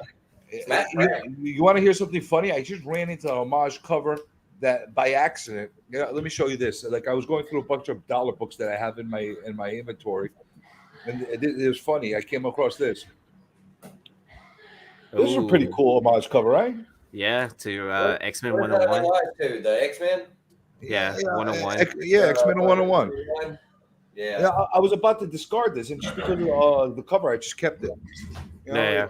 It's one of those things. But my point I'm trying to make is the market could set itself for whatever it wants later on. That's no problem. They could, but there needs to be quality control from the get-go. You know what I'm saying? If they screw up and there's the right kind of stuff in the order protocols, no problem. But you can't have CGC, the grader, the one that's supposed to be the authority in control of the quality control of disposals. You can't do that. Right. Well, I mean, this also reminds me of a time period when Neil Adams had his exclusive one of his exclusive books, and then CBCS graded only like what 300 of them or something like that. But I mean, I don't know. This has happened. Yeah, so I mean, I don't know what CBC like if Neil Adams was able to continue selling, the rest of his print run on that book, or if it was something that like CBCS destroyed. But I know they weren't going to grade anymore or something like that. Oh, here's the thing that Norin also wrote on there: the CGC symbol that's printed right on the back of the book. I don't think it belongs on the book itself. It should go on the label. The CGC, it should say CGC limited edition graded run, or whatever you want to call it, one of 300. That's fine. But why is it printed on the actual comic book itself? It makes you feel that there's been some kind of nefarious kind of thing. And here's the other thing: is there a possibility that you have 1,000 comics that come to you, and there maybe not 300 9.8s in this modern world? Especially if it's a foil cover. Yeah, there is a possibility that they might not have enough to do a 300. What are they going to artificially make sure that they have 300? Uncle Nicky, can I just jump in for a minute? You're in. Oh, thank you. I just want the floor for a minute. Z, I'd like to give you this key to this room. Nicky, set him up with administrative privileges real quick, please. If you don't mind, and then we can finish. And we gotta get to those packs too. What? What are you talking about? Give him a key. You want a key? You want me? Just give him a key so in case he ever comes in, he has to do something. He's set up to do it already. What the hell are you talking about? Are you gonna get me to go into a room and get me from behind or something? What are you? Yeah, maybe I will, and I won't use any Vaseline. Just get holy shit, man! We went. I thought we were gonna keep this show clean, and all of a sudden we're talking about He's the king of the castle. All right, I'll use lubrication. All right, just give the man a key. All right. Do you need me to Do you need me to say something in the chat? Is that what needs to happen? In the chat? What the hell are you talking about, Key? Speaking like normal language. A wrench. One of these that go next to the name, the administrative privileges. A wrench? Is that what you're talking about? Yeah, give him a wrench. Oh, okay. Thank you. We just don't give away key issues. You have to buy those. Those are the ones. Those are not some. I mean, sometimes we give them away, but usually that's when you become really good. I got this. Yeah, from Comics. Oh, I gotcha. What's the name of your YouTube channel? I have no idea. My YouTube channel? Yeah. Oh, Comic Journey. Oh, okay. That's just simple. Yeah, I'll jump into live chat right now. Jump on whenever you're on a live stream, even now, whenever you can. And because so Mike doesn't cry when I see you in the chat, I'll click on you and make you a blue wrench, and then you won't cry, and you'll be just like a million other people. In the room, I was like, for some reason, this guy wants me to go into a room and lock in and then fuck me from behind. I don't know what the hell he wants to do to me. I don't know whether you. Now I'll do you one better. I'll even subscribe to the channel. He knows what to do with it, first of all, and when to use it. And he might save you one day. Oh, so your name is Aaron? Yeah, my name is Aaron, and my last name is Yi. All right, because I've been calling Yeezy, and I'm like, no, see, that's just my Instagram. Nickname. You can call him Z or Aaron. Yeah, you can call me whatever. Nah, we'll call you what you want us to call you, not whatever. Nah, it doesn't you don't matter. mind if I call you Z, right? That's fine, right? Yeah. I honestly don't. It doesn't matter to me because I'm on so many shows and all that stuff. Like it's whatever people remember. I honestly don't. So my point, Aaron, is: am I that off base as far as what I'm saying? As far as just give us a clear and transparent solution. I mean, yeah. As long as they, there's only 300 graded, and then they have some sort of disposal process, right? Where it's either like on camera or it's taken to like a third party disposal company for paper. And then I think that would it's impartial and will sign off that it was destroyed. Well, I mean, get a videotape. Well, no, because like there's because we use like paper disposal at my job all the time, and they'll give you a certificate of destruction of that. That's what I mean. Where it's like, you get documentation. Documents. Yeah. That like, hey, 300 copies of this comic. Optics, all about optics. Yeah, exactly. And then that's just transparency too. That's it. Yeah. I mean, but like, you know, it'd be funny if there was like 200 What kind that of show up packs on are the those? same- Those could be worth money. Put one up before you crack one of those packs. Don't know. It could be worth money, Nick. What are those? Well, I don't think you know what these You packs said are. you had them for years. No, I picked them up a little while ago, but I haven't opened them up. I went into a shop and they had them for $1.25 a piece. I never seen these before. I don't know if anybody else seen it. He probably has. Silly supermarket stickers. Have you seen this before? I haven't. They remind me of the old wacky packs. Remember the wacky Yeah, packs? I remember. Okay. those. So I got them and I opened up one of them and I'm like, you know what? I'm going to open these up. I'm opening up the rest of them on a live stream or on a video. But hey, while I'm here, let me open them up and show you this weird. Any value, Z? Or he's cool? Is he cool? And any value to them that you know of? Not off the top of my head. I've never Because seen you know any how Brian brings that crazy shit out all the time. Those garbage pail things. Yeah, that's the kind of thing this That's is. cool. Now this is I like that. Calvin That's Klein's cool. identity. Yeah, this is the kind of cologne you want. New, fresh, polygamous scent. Huh? How about that? You know, and Is on it the- scratch and And sniff? those are stickers. You could smell it, scratch it. Yeah, there's stickers, and at the same time, on the back you got Oh, then you have like a puzzle on the back too. puzzle pieces, Okay. and then you got this thing: Judge Shop's pinstripe cookies. Oh, you know what? Keebler else. Different. Go I to like the prison. little kids. They look wow. Like going to prison. Yeah, So, pretty much I like got these garbage 'cause I've pail never kids. seen They these look like they're before. ready to kill somebody. How about Sadamino's pizza? Huh? Domino's pizza. No, Sadamino's pizza. Oh, so they're like spoof stickers too, huh? Correct. That's exactly what it is. So you got Oh, it's like a Sadamo- parody of like whatever. Okay, that's kind of cool. knock knock Those are Saddam. companies that are still in business too. That's why they could be worth money. Knock knock Saddam. Where's your pizza? You know, like what the hell? You guys thirsty? Oh my god, you got Sprite, Cheerios. How about some Spite? Look at that bitch's face. Look at that. Conscious free. That's like my ex-wife. I go it. So the soda with bite. Obey your worst. Pretty like I don't know. This is like it reminds me of the wacky packs, but in this politically correct world, I had to pick them up. Yeah. Shavi Stop. I don't know what the hell that is. Oh, It's supposed to be stovetop stuffing, right? Yeah. Exactly. Humility for the demanding man, and it's got some bitch putting a pot over this guy's head. And then you got blasted flakes. Yeah, how about some blasted flakes? Oh, that's pretty funny. Are you gonna use the stickers, or are you just I don't gonna know what- keep it on card? I don't know what the hell I'm going to do with them, but they were, I don't know. I'll probably keep them, or I don't know. If I get any doubles in here, maybe I'll just throw them into like stuff that I give out to people. You can throw them in any bundles you make on your show, or any giveaway books. Or you can just surprise people with like because you said you were a seller and whatnot. Just throw them into like random packages. I might, Yeah, I might. I wish I had. I wish there was more. I would have bought more of them.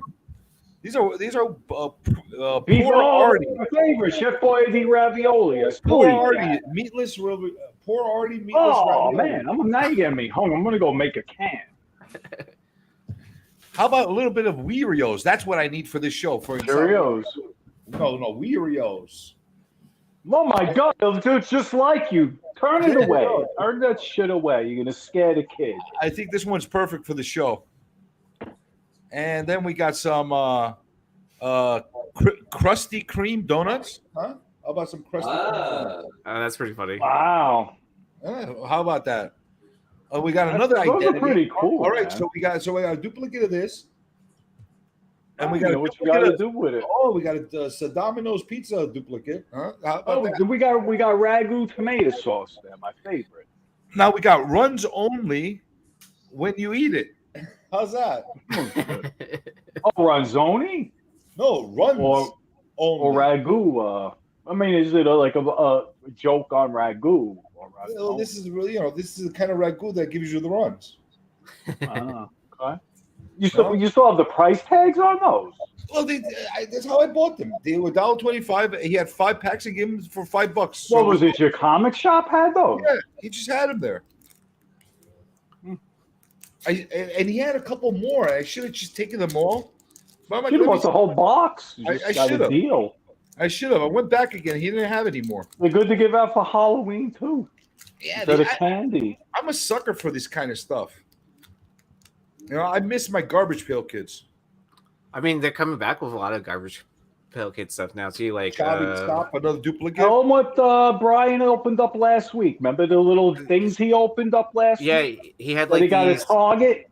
Yeah, they had like these like mystery box things, and then inside they had like miniature cards in it. And miniature of Garbage Pail figures too. Yeah. What is that? Oh. Tricks are for kids? Matrix. Oh, that's Follow the White funny. Rabbit. When did this come out? Because I mean, it had to be after 2000, right? You probably should If keep it's- one of those packs sealed. You don't want to find out that that's like one of the most desirable collectible packs around. And now they're gives a open. They're cracked. They're worthless now. Who gives a shit? I mean, Yeah, people get, okay. I mean, people still grade stickers and stuff like that too, like these. It's true. It's Chicken true. Punks. Oh, nice. that? Lunchables. Oh, yeah, must be fairly new. Lunchables came out, what, 15 years ago? 2008. This came out. Oh, these cards came out in 2008. Okay. Land Oh, guess what? I'm right. I Land was a year off. Lando likes butter. Lando Snake's Venom. Hylox, are you sorting out your comics? No, I am looking through my comics. Tylux is having a heart-to-heart with his Oh, cat. are you about to do a show me? No, I'm It's trying the to Dominoes. I'm trying Well, to we find do a books. thing on here called Show Me Pickups. So if you have anything you want to I show can't show you me, because I'm trying to get books together for Cover Slingers next week, and I think I don't have enough books to do And the Cover only reason I'm opening these is because you guys apparently like weird stuff. So I like unusual shit. you guys need some energy? How about some Oh my Deadpool? God. Deadpool. Yeah, Oh, that's that's awesome. definitely That's accurate. Yeah, that's perfect for the Insomniac show. True story. Hey, Chicks Ahoy! No, I love Yeah, I'm that. getting hungry That's great. now, man. That's the coolest thing I've seen in forever. I'm getting hungry. Oh, this is perfect for Tylox. Got Wheels? go to Oh fucking man, McDonald's. Aren't you into those Hot Wheels? yes. No, I don't do Hot Wheels, but that is cool. I would like that. Hey. Oh, well, what the hell is this for? Fast pain relief for dummies. Imbecile. Oh shit. They need to have a Kool-Aid one. Oh, I hope you find Oh, a that's Kool-Aid. If there's a Kool-Aid one, that's gonna make my fucking day. Oh my They might keep going. Piggly Chew. Honestly, it wouldn't surprise me if there was a Kool-Aid one. Oh, that'd be You great. still have 2 packs to open. One You pack have a left. good chance. Mayday. Hey, Oh, instead of a payday. Mayday. hey, check this out. Oh my God! Look! Start And they cringing, actually Mike. fucking put the Mike, start description on cringing. it. I Start cringing, Mike. This is my last pack. no, shut up. This is comic related to everybody. Give me the screen for a minute. Start cringing. I'm gonna open up the last pack. Shut the fuck up and give me the screen. It's $1 trillion. Yeah, $1 trillion yeah. in the toilet. You're very funny. All right, Give me the screen for hey, 2 minutes. hey, Kool-Aid. and then you can go back Kool-Aid. out Should and we get let Mike have a dildo. big? Should we let Mike be big? Huh? What do you think? Yeah, I Kool-Aid? want to be big for a minute and show everybody something that's interesting. These All right, are the let- types of let- things we let- do let- on these shows. He's got something big he wants to show everybody. It's So not that big. All right, well, he says it's big. Let's show. Now he's It's interesting. That's what it is. Hey guys, check this out. Somebody got from Free Comic Book Day that Judgment Day book back from grading and. What the hell are you showing us? I'm trying to show a picture on my goddamn phone. What in the I hell? got the worst. That's why I can't do videos. I don't do it. The Judgment Day with Black Panther and what's his name's daughter's first appearance. Oh, Blade's daughter. Yeah, and it's a 9-8 white pages, and it even says it. I got fucking right there. I got a 9-4 of something's killing the children. Second print, number 9, the first cameo in story of Jessica Slaughter, and the second print is the only one that has only first cover appearance, and it doesn't even have it on there, Yee. Yes. But this free comic book day, they're gonna put the fucking right here. It says right here because it says first appearance of something. I can't even read it. Yeah, I forget her name. Yeah. I was surprised that 9 they don't count that as her first appearance. And No, 9 has the first cameo of Jessica Slaughter, and the second print is the only one of any of the books from 9 that has. She's fully on the cover. Right, Well, it's the interior panel people, page. You talk about the same people that are saying that Hulk 180 is not the true first appearance of Wolverine. No, this is different. No, why? Why is Those are 2 different books. What were you saying, Yee? Z, what were you saying? You were getting to a point. Yeah, so like what people are always arguing that 16 is Jessica Slaughter's first appearance. But That's a full appearance. It is. It's true. Yeah, but it's true. I'm with Mighty Mel V on this. Cameo in this book. See, I'm with Mighty Mel V on this. First full appearance is just a lazy way of saying second appearance. Exactly. So then you're saying that my book number 9 should be the first appearance because she's on the freaking cover. Yeah, so that's. Have you ever seen the second print cover of number 9? You're asking someone that's a huge something is killing the children cover. Well, then I don't have to bring it over then. Yeah, exactly. So you don't have to. It's right behind me. It's right there. It's right there in the middle. The middle book there. You see it? Yeah. I agree. First appearance is first appearance. That's it. Yeah. That's it. You know what? Listen, if it's like one of those things where he's hitting in the shadows, or is Hialeah in this room, or this is an old thing? Because Hialeah is friends with my friend Brian from well, there's also like what Kamala Khan's first appearance. That's kind of diluted too out, right? He says number 9. Hialeah says number 9's the book because he knows what he's talking about. That's why. Yeah, I agree. I mean, all it really takes is someone to read the book. Hialeah, I'm in Broward, by the way. Like you just have to read the book. Creek. But Miss Marvel, right? Like one of her first appearances is like just an arm appearance. Does that count? That doesn't count. Yeah, see, no, it doesn't because she's identified by her name. That's you don't a see cameo. her face. Right. That's what you would call a cameo. Right, where it's just like a teaser of the character, right? Where you don't get anything. I'm gonna go get my X-Men annual, and I'm gonna show you the 6 full panels that Gambit is named. Yeah. Shown full face. He's a major part of the storyline. 60%. Yeah. Why is that book dropped 60% in the last month? Here's the criteria, guys. You can tell me if you agree with me or you not agree with me. I do agree with you because we went through this already. You gotta see you have to clearly see the character. The character has to be identified in some way. And they do in that book by name and in the annual. It doesn't hurt if it has more than one panel. It's 5. A total of 5. If you got at least 2 or 3 out of those pieces of criteria, that's a full first appearance. And that came out a full almost 2 weeks before freaking that X-Men book with freaking Gambit on the cover. And the first appearance is the first time the general public sees a character. Now, if you're made arguing about available to them continuity, to see and know the name. If you're arguing about continuity, okay, fine. I'll take that argument. That doesn't matter. It doesn't matter if it's continuity, if he's in the 616, it or he's doesn't in matter. this timeline, in the X-Men annual. It doesn't matter. This new character, which is in both fucking timelines, exists. And that's the first time you see it. Why is ASM 252 more expensive than Secret Wars 8?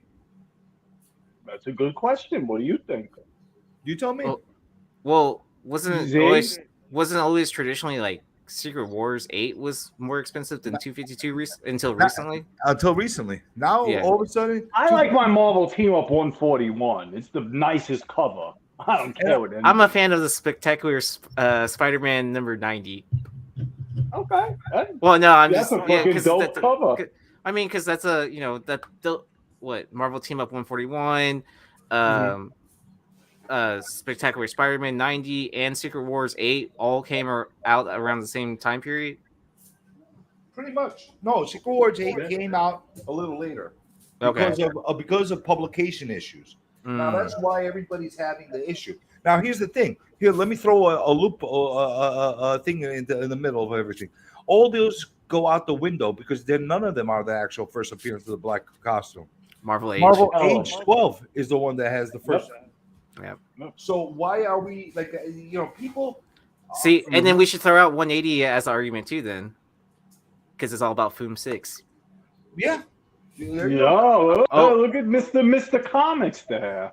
Or if you want to go, if you want something that's like within that same realm, go with the French Canadian version. What's the significance to that book, Z? Where's this fit in the realm of? Come on, Z. Show them what you know. This came out a week later. Yeah, that's why I said it's like a tied book for like with 141 Marvel Team Up. I only pulled it out because you said you said that one specifically. You know, it's ridiculous how everybody speculates on some of these things. Either it's a full appearance or now if you put the value on something more, like I understand why people put more value on 181 over 180 because it's got the iconic cover and it's got the whole story with him in there. Okay, I'll give that I understand that, but you can't identify. You can't write first full appearance. It's not. First full appearance is 180. Now, 180. Even Marvel recognizes 180 as the first appearance, right? Because it is. Yeah. Well, I would even argue the French Canadian version, which came out like a month before the 180 even came out. You know about this? I used to pick fights with people, or not pick fight. People pick fights with me on Conan 23 and 24 over Red Sonja. Red Sonja was in freaking over 8 panels in Conan 23. Yeah. And for years, 24 was the book because she's on the cover. See, I always feel like it's that argument of, like when you argue with people that are defending, like whatever book that it's, what book do I have? And that's going to be my argument of why that's the most important book. Because you get into arguments with those kind of people all the time, and they contradict themselves all the time of what constitutes a first appearance if they have that book. When people were getting nuts about the He-Man, when the He-Man was starting to get hot for some reason, everybody was specking on the DC books, right? Right? Everybody was going after those first books where he was in DC. Then they went into the Marvel ones.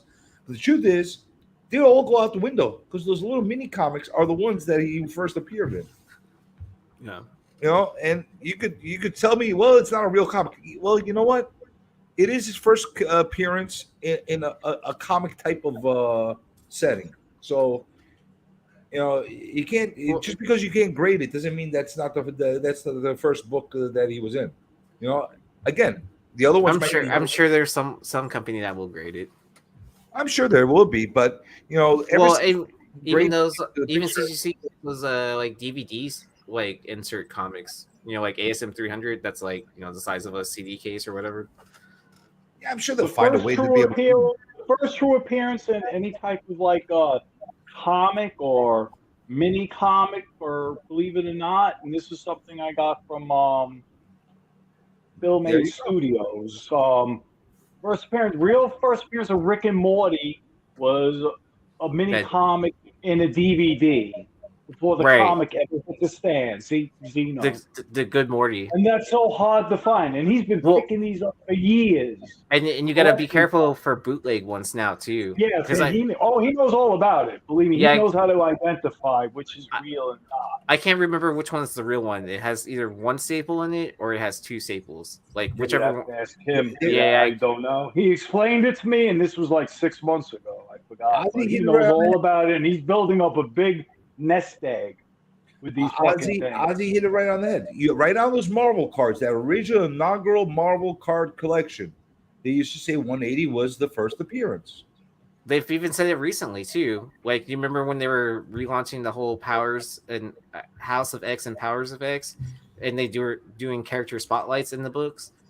They list out like the character, and they say what their first comic appearances is, and then it says Hulk 180. So that's even recent too.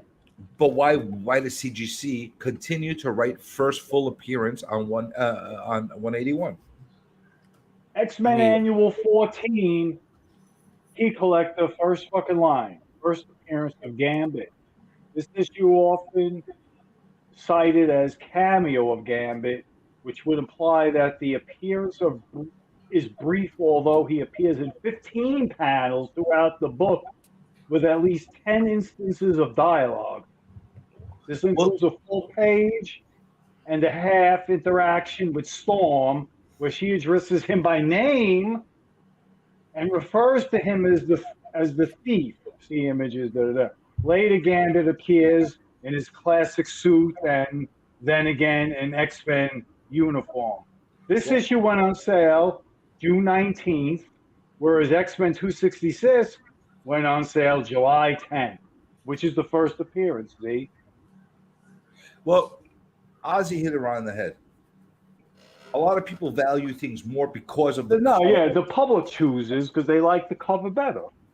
You know, but I don't like that my book was a $200 book and now it's a $50 book. Because now also on the public decides 266 is the final. You know that's going to happen with all kinds of stuff. Like I'm sure I pay $5 for it anyway, so it don't. I mean, both will keep on going up and down anyways, right? No matter what. No, 266 is going up. I told the annual has gone down 60% in the last month in all grades, all tiers. Well, that happens with a lot. I'm sure you've had a lot of like shit bomb comics in your collection that all of a sudden people said, "Hey, now this is a good one," and all of a sudden it's worth a lot of money, right? You're like this. Yeah, I found a few books last week that got value. That I bought. I had a Invincible Iron Man #9, the AOA variant. Mm-hmm. You know which one? Yeah, so I know. Yeah, so whenever that spiked up to like $200-$300, I mean, I knew the copy I had wouldn't hit a 98. I was like, kind of like, all right, this is going out the window. Like, I don't give a shit, because like 7 is the first appearance. Well, I have 7. It's and then the cameo cover in the last page. It's a cameo of her and the actual Mark 1 suit. And then 9 isn't like that variant. The 9 got her on. Well, 9 on that variant cover isn't shit. Like, that's just like an Apocalypse. That suit is in the panel on the last page of 7 with Riri. I know. I opened up the book and I looked at it. No, so for the A cover, yes, but the 9 variant cover that people are paying like $3,000 for or whatever for a 9.8, like that variant's bullshit. It's just for the scarcity factor. That's why only like people care about it. I want to increase over time. I'm sure that the overseas had to give it up to that. Yeah, makes sense, Ozzy. Yeah, I mean 180 sooner or later, and it has to some extent bridged the gap. Gone up a lot, that book. It has bridged the gap, and I think 182 has a lot of a room for bridging that gap as well. Because 182 is worth shit. You could get a 182 for like $50-$60. Yep. And I would think it should be a little bit, you know, I'm not going to be the dictator of what should be worth what. But if you're going to take, you know, historical significance of characters, it should be worth a little bit more than what it is right now. I would think 182, you know, has some significance to it. But hey, I always like to ask this to a panel. Which Trinity would you rather have? Would you rather have the 180, the 182, or Fantastic Four 48 to 50? Oh, wow. Yeah, I'll tell you something. I'm a little biased. It's not because I'm a Wolverine fan. I'm a Hulk fan. Mm-hmm.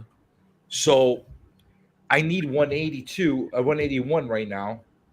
It's one of the books I lost from my original collection that I want to complete my collection of. So I'm a little biased, so I really want that 181, and I'd rather have that 3 book set. from my own personal collection. But if I was looking at it from a completely neutral point of view as a pure collector, I think 48 to 50 of Fantastic Four are the books that have absolute growth going forward. Singular book, 181 trumps them all. As a trinity, Fantastic Four, I think, as far as ability to grow as a 3-book set, they have that room, because you got the Kirby art, you have the very significant first appearances of 2 major characters. Yes, Silver Surfer is not as big as Wolverine, and I don't think he'll ever be as big as Wolverine, but they are historically much more significant of books, and people want those in their collection. Right. You know, see, I got look, perfect box to fucking ship the cards in. Oh, nice. See, Ozzy, FF for sure. Yeah. I would say Hulk, the Hulk book. So, yeah. Oh yeah, what do you got in your hand there, Tylox? You look like you got a show me book. What's your answer? Give Tylox the screen. Wait. Let's finish. Let's stop jumping from one topic to the other. Let's finish the panel. We got. But he's been sitting there patiently. You got me for saying. Well, he was just talking. Finish. I said Fantastic Four. Tylox said Hulk. What do you say, Mike? FF or Hulk? Which Trinity?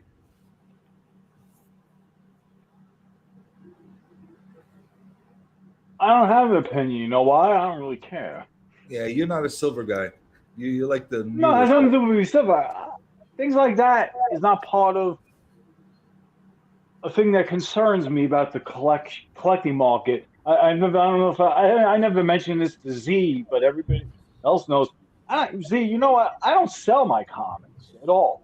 We got another for FF. My satisfaction is not money. My satisfaction is getting good books at cheap prices. We're talking about historical collector's value. I don't care. I don't own any of those. I have the Mexican foil reprint of 181. I'm happy. What I mean, it could also be the argument that, like, hey, if you bought into this book now, it's affordable versus buying it 5 years from now, too. Well, that's some of the things that's keeping the whole 180 debate going, is that people paid $8,000, $9,000, $10,000 for this book, and now you're saying the value's starting to go down because they bought the wrong book. They're not wanting to eat that cost. They're wanting to be like, no, I don't care if it would have been he was in the whole book, in name, in costume, calling everybody bub, they would have still said no. Well, the reason 181 will always have the higher value of the two is very simple. We said this. It's that cover. Yeah. It is a very iconic, significant. By the way, for all the people that don't know about this book, there you go, iconic. Oh, look at this guy prepared. It is a book that, as far as if you take top 10, not top 10, the top 100 covers of all time, it will always be in that talk, as far as historically significant covers. So it will always be there, and it's got a full storyline where he's in, so that helps as well.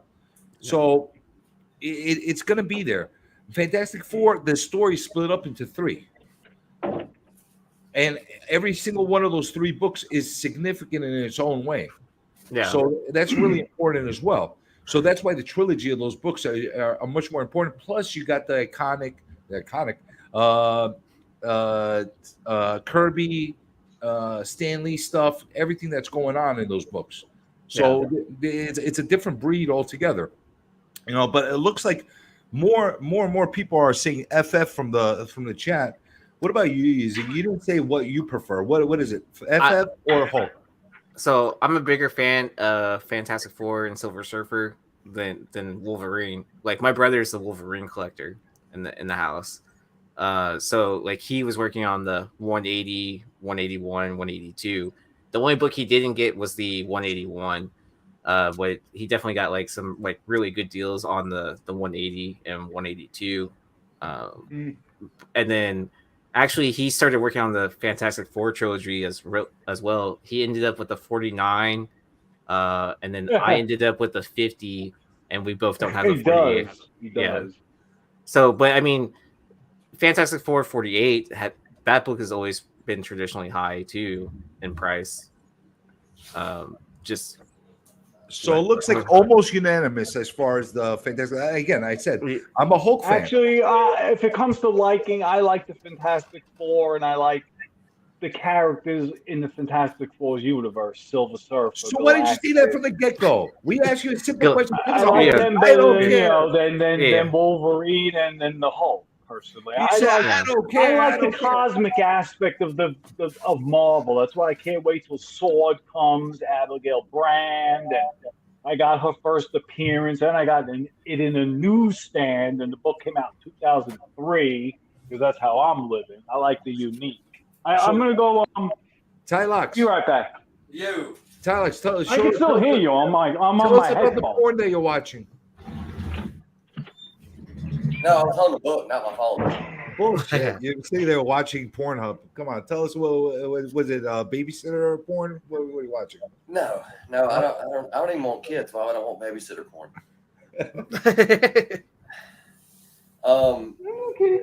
No, classic, girl on girl action, stuff, nothing too extravagant. I'm So for Pete's sake was right. So what do you got to show us? So you had something to show us before we cut you off. We got into this. This is a very in-depth conversation on which trilogy versus which trilogy. No, do I have anything to show? I thought you had something you wanted to show us. You were holding a book in your hand, Tyler. Oh yeah, the book. I just got that ready. Crap. Hold on. Well, break it out, man. What are you waiting for? Just got done reading. But that's a great question as far as those trilogy comparison is. I like comparing those kind of books. Yeah, I mean, it just makes the hobby interesting with that kind of like discussions and stuff like that. How's it going, Ralph? We always have discussions like this, Z. We one of always my break favorite stuff down like one you of my guys favorite do. books that's coming What the out. hell is that? Cover the Dead with Lime. What is that? Like some kind of parrot? What is it? No, What's it's a plague doctor. That's an interesting cover. Yeah. So the story is it's like the 1600s in England, and the bubonic plague happens, and people start dying. Well, this book is suggesting that it wasn't. It was kind of like demon possession, and that plague doctors didn't just come pick up bodies and like take them to go get buried and burned and all kinds of stuff. They literally showed out and like wiped out people who were infected. Sounds like another apocalyptic book to me. So yeah, it's an apocalyptic like Middle Ages book where like the plague doctors aren't really doctors. They're more like, Listen, I'm a huge fan of all these apocalyptic books. I really am. But do you guys think Do you like that cover of my Black Cat 35, CJ? I don't know which one you're talking about. The one I sent you, my Golden Age Black Cat. Oh, yeah. Cat Oh, yeah, that was great. 35, that apocalyptic cover. You know that I'm a sucker. I'm a sucker for anything Golden Age like that. I love that stuff. Love it. But what I'm saying is, do you think these apocalyptic stories and comics and even movies and shows have played their course? Do you think that we kind of oversaturated the market with these storylines, or do you think They there's haven't even a lot tapped it. I don't think there's so much you could do. I don't know. The It's just past as far as decade, the, that's all the we've been mind can getting. stretch itself to make new stories. I don't know. The past decade, that's all we've been getting as far as storylines, especially the horror lines. Like everything's about zombies and apocalyptic. Werewolf by Night is situations. going to suck, by the way. Well, I mean, like, with Hollywood goes through those time periods of doing different phases. Like, I feel like right now we're in that monster phase, and like we have that vampire era of books, or not books, but like movies and stuff like that is starting up now, and it'll probably peak out by the time Blade shows up. Yeah, I think you're right, but that's what I'm saying. If you think like those disease and zombie books and all that stuff, Walking Dead, at the end of its cycle, or do you? Well, think, I mean, we just had that big explosion of stuff from like from Netflix, like Alice in Borderland. Yeah. or is that really? That was more of, I guess, like, or something like what Squid Games, where it's like kind of like you're betting on your life or whatever kind of movies. Well, Squid Game, that's completely different. That's a fucked up story. That's Yeah, but I mean, like Alice in Borderlands is kind of like the same kind of thing, like that, where it's coming from, like the Asian market. I don't know. I'm just thinking that, like, I love the Asian stuff, especially the one that hasn't been tampered with, and having like you're seeing them in original form, the way they're supposed to be. Especially manga stuff and stuff like that, because I love watching stuff that's not Americanized. You get to see stuff from other perspectives. And I really don't like this whole let's take an anime and make it into a live action. I don't like that. Yeah, I agree. Keep it the way it is. It doesn't translate well. No, like, leave it alone. Like, you know, like what was it? Like Dragon Ball Z, like when that was translated into live action, that was horrible. Leave it alone. Leave it alone. Like Ghost in the Shell. Dragon Ball Z's on Netflix. It was the biggest letdown when that movie came like, out. Like, I'm one of these live action. Oh, this is going to be incredible, and it's so bad. I'm one of these guys that really think that a series like Ghost Rider or a movie like Ghost Rider should not be in live action. I think they should do it in cartoon, DC Dark type of animation. Did you watch Maelstrom? Animation a useful What If would be cool. And I think it would. I don't even think that kind of art would do justice to Ghost Rider. I think they should go completely. I you like Ghost Rider. Completely the way DC Dark does it. Exactly like that. Have you seen those DC animated movies? The ones that they go like really dark and apocalyptic and all that stuff. Oh yeah, that's what they got to do with Ghost Rider. If they do that, they will knock it out the box. Well, we'll see what happens when we'll see what happens when Adam Hughes takes over Marvel Animation. Well, you know what? We're going to see a lot of big breasts when that happens. You know, the Adam Hughes is he likes to draw big titties. Yeah, I love his art. I think he's awesome. I think if he has a slight understanding of animation, I think it'll be a home run. Yeah, I mean, he's supposed to be like developing characters for that, all kinds of stuff. So we'll see what happens. Because you've had a lot of great artists that got involved with the animation project that just couldn't like understand the translation from their art to the animation, and it never reflected well. One of the guys that actually pulled it off great, and I wish he did more of it. I don't know why he hasn't continued. Is McFarlane? If you get those original Spawn animated series that was on HBO, they were great. They were groundbreaking for the time that they came out. I don't know why he didn't continue. I think if he continued doing Spawn and other characters in that style animation, he could have really expanded his universe to levels that we couldn't even imagine. And I wouldn't worry about the Todd father. He's doing just fine financially. I'm not saying that he's doing fine or wrong. I'm just saying that. Oh, I know what he's saying. He could have bettered himself and he could have been a better artist. He was onto something. He worked out well. You're right. You're right. Like CJ, do me a favor. Just give Z a little. Just give him a little wet his whistle with some of your artwork that you've done recently. I don't know. Do you have that comic, or you packed it up already? I packed that one up already. Do you have something you did recently you could show them? Let me see if I got something in front of me. Why do you have to put me on the spot, man? Because I mean, you know, that's what friends do. That's what friends do. Yeah, I mean, you know, he did a freaking what's it, an original sketch and sent it to Brian. Oh, that's cool. Here's something I'm working on. It's not complete. Okay, nice. I'm in the process of doing this. This is my version of Joker, but hey, not done. But it's initial sketch. Yeah, it's original. I mean, it's yours. You made it. So this is the kind of stuff I do. Like this, like I'm not really good, but I'm not horrible at the same time. So it kind of balances out. Yeah. You're still you're still developing your style. Is that basically what's happening? I'm a very big a Simon Beasley fan. Hubert. Okay. So like I get inspired by stuff like that. I'm a very big. You said Adam Hughes. I love these artists. I can't draw like them. They're too clean for me. I'm a very dirty artist. Okay. Do you have a picture of that Conan gotcha. cover Yeah. that you did? But I mean, I got it on IG. I posted it on IG. but I mean, that's what All kind right, of well, like. forward it over to Z so we can see that sketch for All that right, blank let me Conan open up IG. that you sent to. Who was the guy you sent it to? I posted it. I put that for Conan. If I put that up Well, for what was the guy's name again? Gary B. Oh, okay.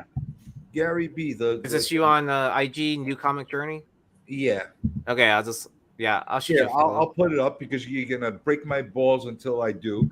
So, all right, I just found it on IG, and I'll show you guys, and then you could leave me alone about this. Share. We're gonna share the screen now. Look, I'm so freaking technologically advanced with this freaking StreamYard over here. You've come a long way from your old graphics. Oh, jeez. Don't get me started. There you go. Can you guys see it? Yep. All right. That's So great. that's the kind of stuff I do. Okay. So it's not beautiful. It's not awful. It's just what it is. You know what I'm saying? I mean, but like that's half of art, anyways. Too like that. If you just keep on doing what you're doing, like eventually you'll grow a crowd that follows this. You know, so that's the kind of stuff I do. So yeah. You know, so I've been doing that more and more. Actually, yesterday I was experimenting and doing sketch covers for people. And be like, I don't like this comic journey art. It's on everything. Every time I turn around, it's there. It doesn't fit. Wait till you see what I sent you, Tylox. Oh God, I can only imagine. I did something super custom for you. I was about to say it's either She-Hulk or Spider Mullet. It's something you probably they wouldn't even expect it would be. Oh my God. Well, then I really can't wait to see what it is. It's an original creation. You'll see. Oh God, Mullet Man. You'll see. You'll see what. I can't hear you, Mike. You're muted.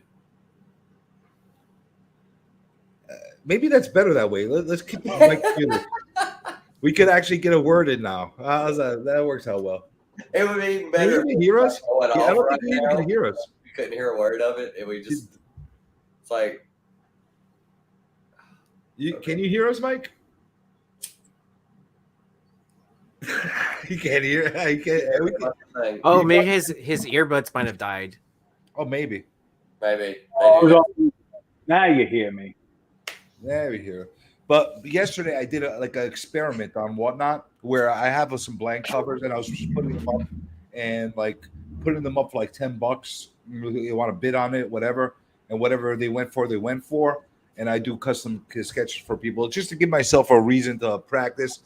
And if anybody wanted really cheap, crappy art, there you go.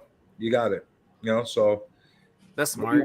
Maybe one day, because I this is the first time where I'll give you my origin story of why I'm doing a lot of this stuff. I'm writing, drawing, and I'm going to self-publish my own comic. Hold on a second. I got to handle this. You go handle that.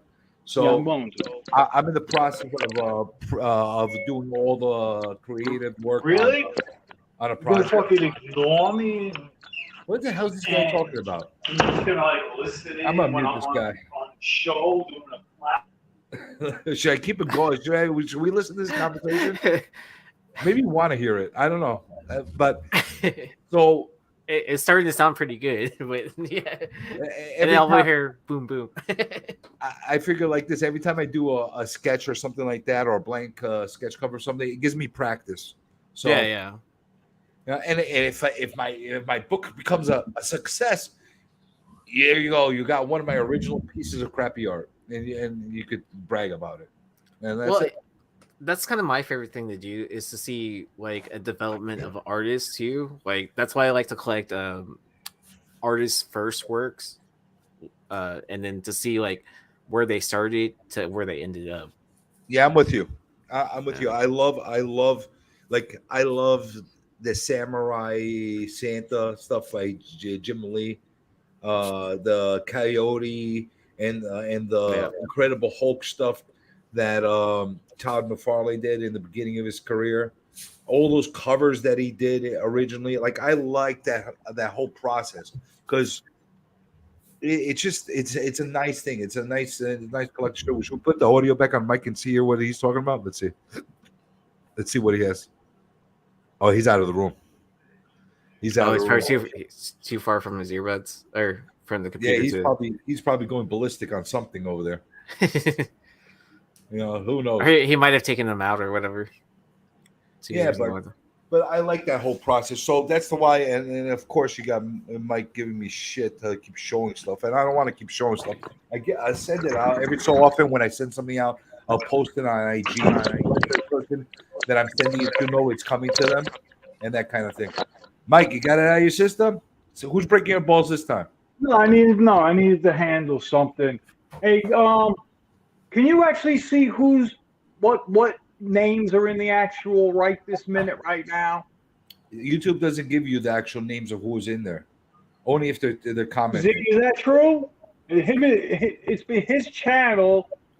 No, yeah, like who's in the room.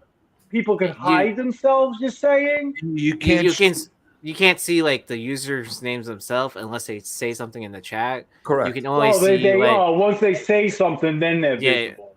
Yeah, so there could be like 80 people in here right now. We don't even know. Yeah, who's so you can just see what we're talking about. Yeah, so you'll see like a number of people that are in the room currently, and then so you won't. The people that have made comments. Okay. You can have if you're still listening, I hope you got my fucking text. Because nobody cares about you fucking Rick and Morty. There's not a good investment. It's an investment for children. Okay. Spend your money on some real fucking shit. Buy some fucking silver when it's down. Okay? Buy an IRA, a Roth IRA. What the hell are you talking about? I'm talking to the person that's fucking listening right now. Somebody wrote but not making himself known. He's a creeper hanging out in the bushes, listening to a fucking shit. That's so how do you know he didn't write anything? Because but that's the way he is. He's a coward. Come out and address me and we can talk about it. Let's see. It's Film Age Studios. Let's see if he pops up on the screen. Oh, Film Age chat. Film Age Studios. I didn't see him pop in today. I've had him on the panel. If he's on, you might want to think twice about that because he's more like he's the type of person that goes from room to room to room and makes it an evening literally and whatnot, and hits every fucking giveaway he can. All right, I do that, when I go to a room and there's nothing in the auction list that I want to buy. Easy, I went in there with the intent to spend money. And I did just happen to have a free giveaway going on, and it's a book I want. So of course I'm gonna enter and wait for a little while. Easy, you get a lot of those giveaway trolls. They didn't have nothing. Giveaway trolls. I mean, I don't do a ton of giveaways, anyways. But you shouldn't have to. You get good quality prices and books. Those books you sold me are beautiful. Yeah, so I mean, like. I tend to not do, I'll do a giveaway at the very beginning of my show, and then like if I see a dip in numbers stuff, I'll do another. No, he wanted to spy beef it. That's why he didn't introduce himself because he didn't want me specifically to know. I don't know. He was here. But I mean, there are quite when I do have a giveaway, there seems to be like a lot of people that just jump in for that. Well, you do know that there's a setting there that you could turn off that does not broadcast that a giveday is in progress. Yeah. And then all of a sudden you won't see the entries start all of a sudden. But meanwhile, you fucking, in house is half of that. Yeah. So how long have you been on Whatnot, Yeezy? I think it's been a year now, at least. So you're one of pretty much. Not immediate first adopters, but you've been on for a while to be able to see a lot of the changes. You're one of the originals, right? So you went on when Hive went on. Right? So I'm not a part of the first 100 sellers that joined. I joined like a month after the initial part. So like, So you're still an OG. Yeah. So if you look on the other Invincible covers, like the Omni Man and the Adam Eve, my name is on the back of those covers. I was going to say your name should be on there. Yeah. So, but like on the first one with Mark, my name's not on the back of that one. But I mean, there has been a big change from like when it first started. I mean, people were selling like whatever books for, you know, ungod's amounts of money for like hold on. Oh, you said something that they just gave me a question. You just said that their names are on the back of the Whatnot. I have a couple of these Whatnot exclusives, but I never opened them up. Uh-huh. Right, all the sponsors on the back. How's that? No. So, okay. So, do you remember how, like, Invincible 1 when they were working with Skybound on that was like one of their first original. X. Yeah. So, you know, that was one of the first original Whatnot books. For that specific book, the one with Mark on the cover, they put all the first 100 sellers' names on the back, like that were in the comic group or in the comic section. Whether they were part of the exclusive or not. If you were a Whatnot seller at that time period, your name is on the back of that book. That was pretty cool. That was a nice thing. And then you know, by the time the Omni Man came out, which was like what, New York City Comic Con, or was it C2E2? Not sure. One of those two cons. I think it was C2E2. Yeah. And so they included, you know, they had a bigger pool by that time. I would say there's probably about like 200 comic sellers at that point. But there has been a big change of like. And did you receive a copy of that because your name was on it, or no? Yeah, I got it from like whenever they sent it out to all the sellers. Oh, so all the sellers got to get at least one copy, right? Of the Omni Man and Adam Eve. All right, that's a nice thing that they did. Yeah. So and they leave it up to me, like what I do with it, right? Like so I can either sell it, you know, I could give it away on one of my shows. My plan is just to hold on to it for a little bit until like season 2 comes out. All right, so that actually answered my question because I've asked that before. People, and nobody gave me a straight answer on that. Like, as a seller, do you have the right to be able to get a copy of something? And I guess you answer that for me. So if there's a future exclusive, you would get a copy of it. Well, it depends on. I mean, now it's a little bit different compared to like when they were first starting. Oh, they won't do that anymore. You say? I mean, it just depends on like who they're working on with the you know, with how many sellers are up, and you know, like because they also give books to sellers at conventions too to sell on the app to promote the brand. All right, let me unmute Mike because Film Age is here. Mike, you were muted. Rant again. Mike, what were you saying? Put him on the panel. He's here. Bring him up. All right, Phil Mage, you want to come on about this? Oh, this is going to be We're going to talk. I don't say Phil things. Mage, you're welcome to join. Bring him up. Here's the StreamYard. All right, let Yeezy finish his thoughts before you start getting into a full-blown war with somebody. So it's going to be more than the Clone War. It's going to be a galactic war. I didn't say Clone War. I said full-blown war. So I call it. Let's see where this goes. But I don't like throwing. Let's see what this says. I don't like throwing bullshit that I talk about in my face. When you said everything we talked about was in confidence. So you guys are having private conversations, and you're having private conversations. No, and I have no idea who's even freaking listening. You're airing out your laundry on a public stream. I'm not airing out anything. He's the one who freaking sent me a message to my private account. Yeah, but that's private. Why are you blowing up his? Because he only heard it because he's lingering in the fucking goddamn bushes in here. Oh, please tell me you have that clip. Because he made Please tell me you his have that statement right clip there. from Pineapple Express where he's like, he's a lingerer, man. He's lingering. He lingers, man. Yeah. Please tell me you have that clip. Okay. All right. Now I'm starting to put the pieces together. So you had a private little argument on your instant messages or your private messages. All right, I'll talk to him on my phone then. Oh my god. Do whatever you want to do. If he wants to come on and you guys go Well, you put the link there. Well, come on, Chris. Come on. If you want to talk to me, talk to me. Or call me on the phone and then we can be right here. Or I'll go outside and we'll video chat. And Jesus Christ. Talk about it. But with exclusives, going back to that, like that's actually a really nice thing that they did for you guys, actually putting their names in the back of the book and sending you all a copy of it. And that was something that I asked specifically to the people at Whatnot, and they couldn't give me an answer.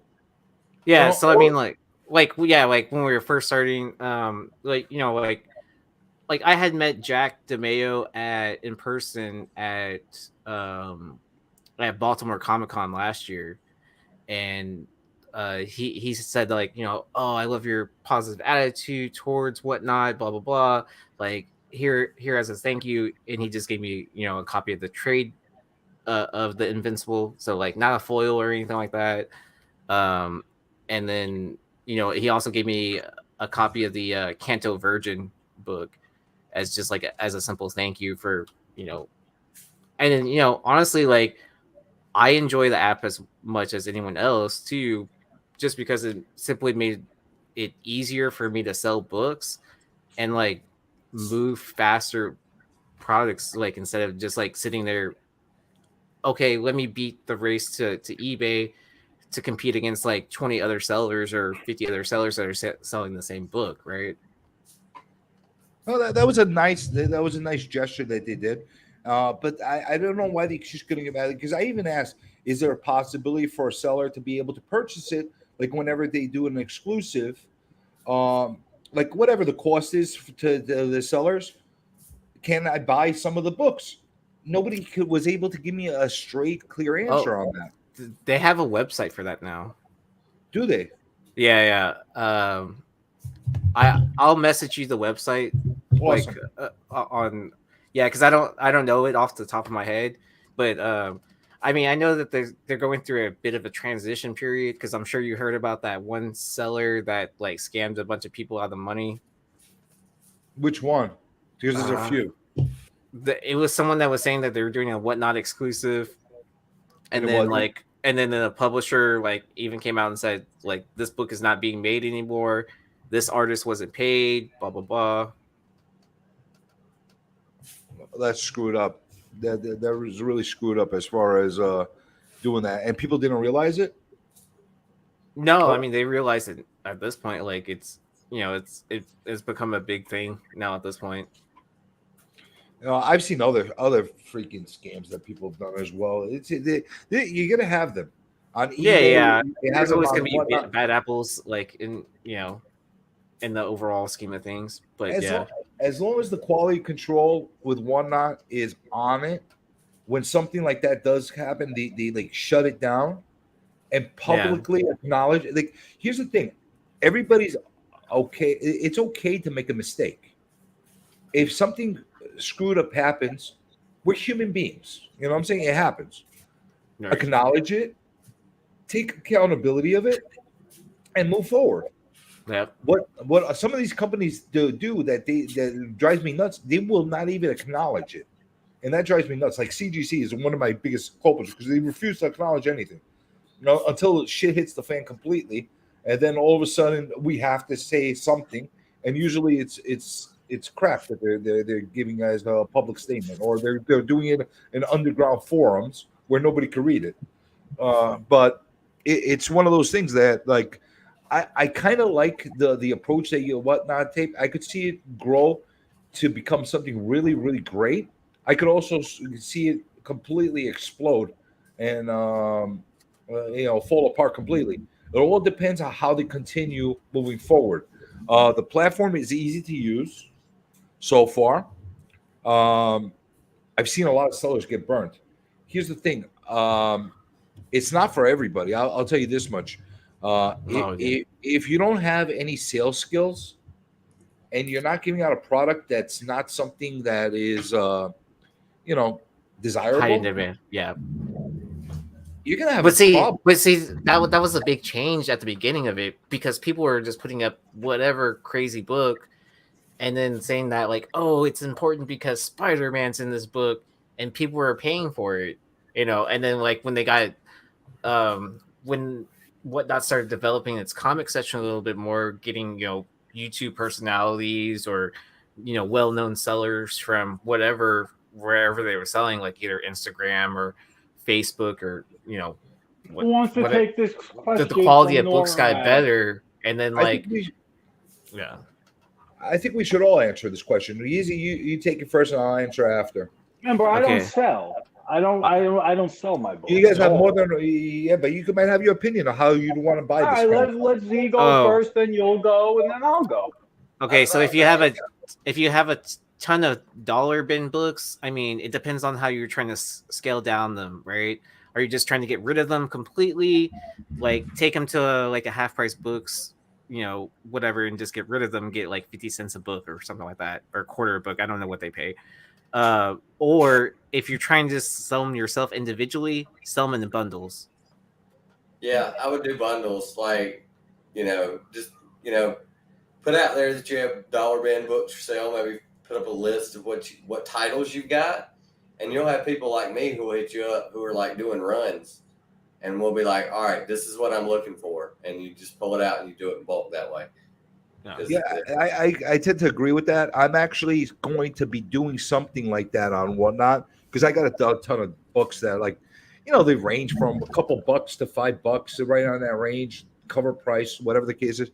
I'm going to be bundling a few things, and I'm going to be doing periodic dollar bin diving shows where I'm going to sell some individually. And what I'm going to do at the end of it, like I'll take it like, okay, here's a dollar book. I don't know. Consider this a dollar book. Maybe you consider it less or more. This is a Flash 753. Okay, there's nothing significant about this, but I have it. It's a nice copy, and if you like Flash, you'd want to read it. So I'm going to be putting like. I would recommend you read that book. The new Flash is awesome. I got a ton of them, so I'll probably keep a set of them. But what I'm thinking about doing is putting them for $1 or $2 as far as a entry, and put stickers in the back of random books where somebody that gets it gets a chance to win a grand prize or something like that.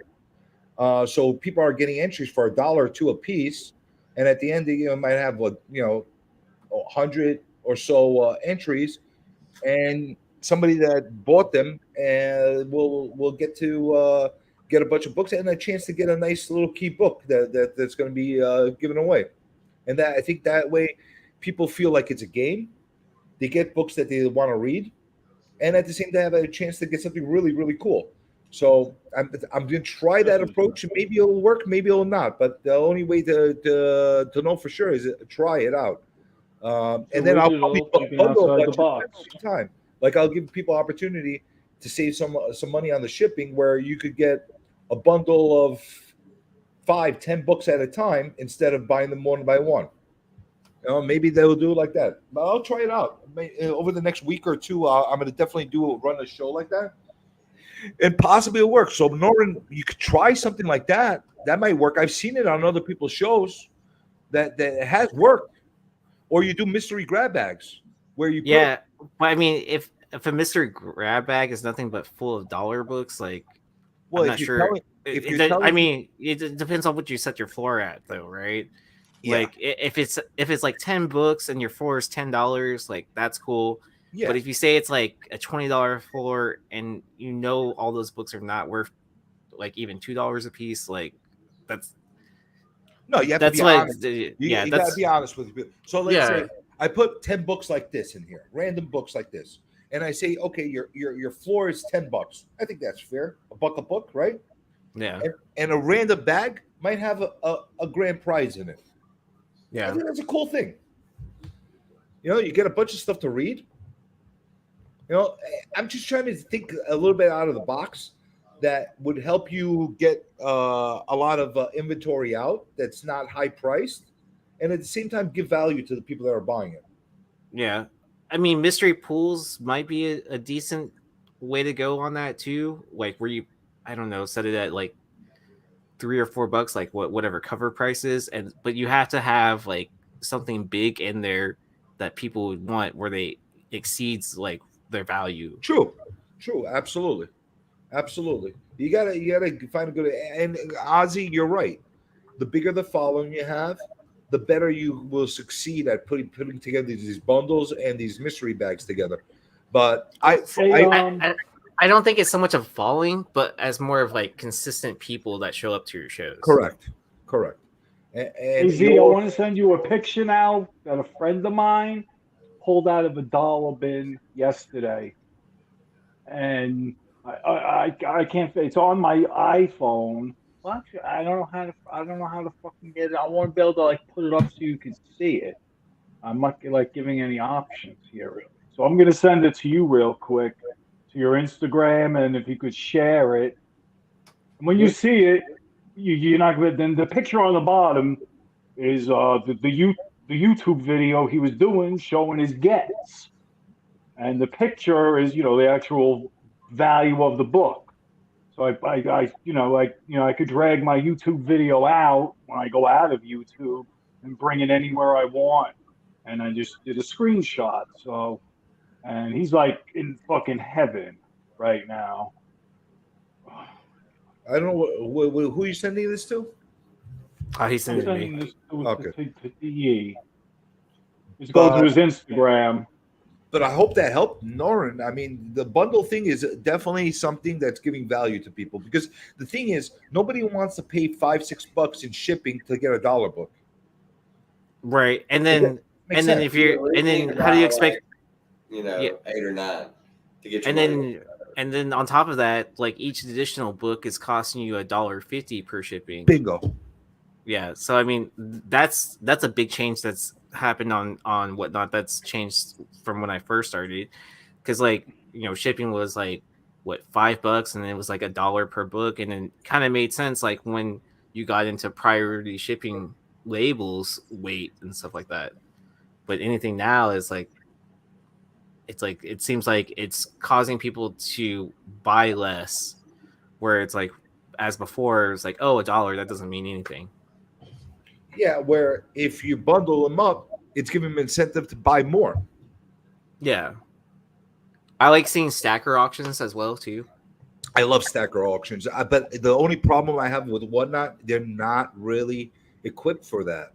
Yeah, they're not. Like, because, like, you should have it now, Yee. Okay. I love. Do you know how to share it onto the screen so everybody could see it? Oh, okay. Yeah, I can do that. Stacker auctions. I used to do. I jumped on. I don't know how long you've been on in the community and on YouTube and stuff like that. I don't know if you're familiar with the old group with Metaphorical, where they all go on and do the auctions, and Sam's group. I went on with these guys a few times, and I had the most fun, and I sold so many books just doing stacker auctions. It's the best, because people are like, oh, you start here at $1, and next couple of bucks for $5 or $10, I'm going to add this in there and add this in there, and people just keep going and going and going. But if the clock isn't set up in the right way to be able to set up a stacker, by the time you get to the final book, the timer's done. Oh yeah. What were you saying, Mike? Okay. Nothing. I'm just waiting for him to post it. All right. So Yeah, I'm sharing my screen. So if let's add to the screen. What are you showing us now? Making it big. Make it bigger, Z. That's what my friend pulled yesterday for $1. The bottom of the book. He was doing his showing his gets, and I screenshotted it on my iPhone, and that's the book right there, the Error edition, and he got it. out of What is $1 that? bill. I can't see what that is. It's Avengers. What is it? So you read it to me. It's Avengers It's- 360 era. Yes, Avengers 360 Error. It's a scarce error print edition, printed without the copper foil treatment. Data reflects only one cell over the past year, and then at the bottom is like a screenshot of the. Oh, that's a Black Knight cover, right? No, it looks like that's Colossus, right? Is it Colossus or Power? Oh no, that's the Vision cover. Sorry, Yes, that's right. the Vision cover. What do you think, Z? Does it look legit? No, I mean, is it the same book? I know he pulled the book, but I don't know. Does it look like it's the same book, or is it different in some way? I mean, He I've never. told me to look into it because he knows I'm good at finding shit like this out, information. I mean, it does say it's printed without the copper foil treatment, and it doesn't look like this bottom version has the copper foil Yeah, I treatment. kind of inspected that, and I didn't see like that tin to it. But it could be the angle and the light that he had it while he was doing his live video when I snapped the took the screenshot of that. Well, I mean, and then this picture too, whatever they scanned this on could have just like reflected light off of it too to make it like more foil looking, I guess. But Right. I mean, it's like one of those things you would have to see in person. But I've honestly, like, It's I don't definitely a know. good chance. I mean, I don't know about this book, so yeah. I mean, Well, we got to get an expert in here, like Rick does on Pawn freaking Stars. Pawn Stars. Let's who can we get now to like settle this? Who's up now at this hour that we know that? I want to settle this right. What I are mean, you trying to sell? it looks like it is. Like, I mean, I'm What are just you not trying to sell? familiar Is with it that particular legitimate? book. You're trying to figure out if it's legitimate or not? Is that what you're trying to figure out? No, if it's this, if the book he pulled is the actual error book, he got it for $1 and during his travels. Well, during the Arrow last book week. has no chrome on it. It has no copper. I mean, yeah, there's no copper on it. Sorry. Yeah, so that looked like it was So silver. how can we tell? Because, like he said, that's just a scan. That picture.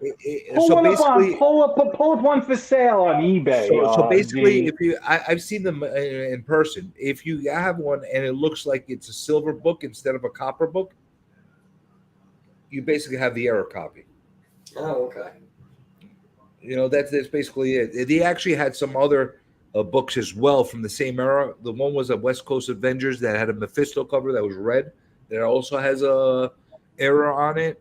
You also had there was a blue one, but I forgot which run that blue one was for. That had an error on as well. It's basically it's kind of error. Did you but see it's the not. picture, Nick? What do you think of it? I think that might be the book. Pictures. That means not he hard pulled to- like a $300 to $1,000 book. Well, it depends on the condition too. Those No, little it's, copies it's, think real- I real saw cool. it. I saw it. It was clean. Well, No. and you got to What do find you the right think, buyer Zay? for it too, right? Yeah, it's true. Nothing's worth anything unless somebody's willing to fork the money over. Take it easy, Ozzy. Good night, Ozzy. Have a good one, Ozzy. Oh, we got New Zealand, Canada in here today. Carolinas, Florida, Texas. We're all over the place today. Oh, Caroline is by me? The guy right on top of you is in the Carolinas. That's South Carolina. Where? Tylox. No, yeah, but he's not in Florida. Florida What? actually was Did I- freaking, You're in Florida was Florida. like pretty much fucking North Carolina, Georgia, and South Carolina during the Civil War pretty much controlled Florida. They used it for their needs, which was good. Florida was like really like they're southern, but not like real southern. Do you agree? They're not real southern. I They don't don't know, know how to man. make real grits in Listen, Florida. I got that Northeast bias, so I don't know. I don't know what's southern or everything that's under I don't Jersey. either. I was born and raised in Brooklyn. Everything I'm under asking Tylox because he's a native to the south. And he knows everything more about under that Jersey than for we me. do. Everything under Jersey for me is south. So that's what I like. You guys have And your Z's a little cowboy. boundary. Z's a cowboy. Well, he's I ride a horse to work every day. You know. I know you do. Y'all don't ride horses to work? Oh, Now we got things, these fang got rid of the dangle horses gadgets. here. We put gas in. We get in them and start up an engine. we used to have the horse and carriages here by Central Park, but they got rid of those. What is he doing up there? Who? Tylox? Looks like he's He's reading. watching What is porn. that thing? What is that? What is that? Some sort of like weapon from your home planet or something? What are you He's doing? watching porn, man. Leave him alone. Are you really watching porn, T? Aren't you married? He's not Why do married. you need to watch porn? Not there. You're watching TV while we're talking. Porn's cheaper than going on a date. It is cheaper than going on a date. Oh, it absolutely is what I'm saying. I mean, I didn't think you'd watch it now while we're on a show. And you're guaranteed to have a way more wild date than you normally probably would in real life. Absolutely.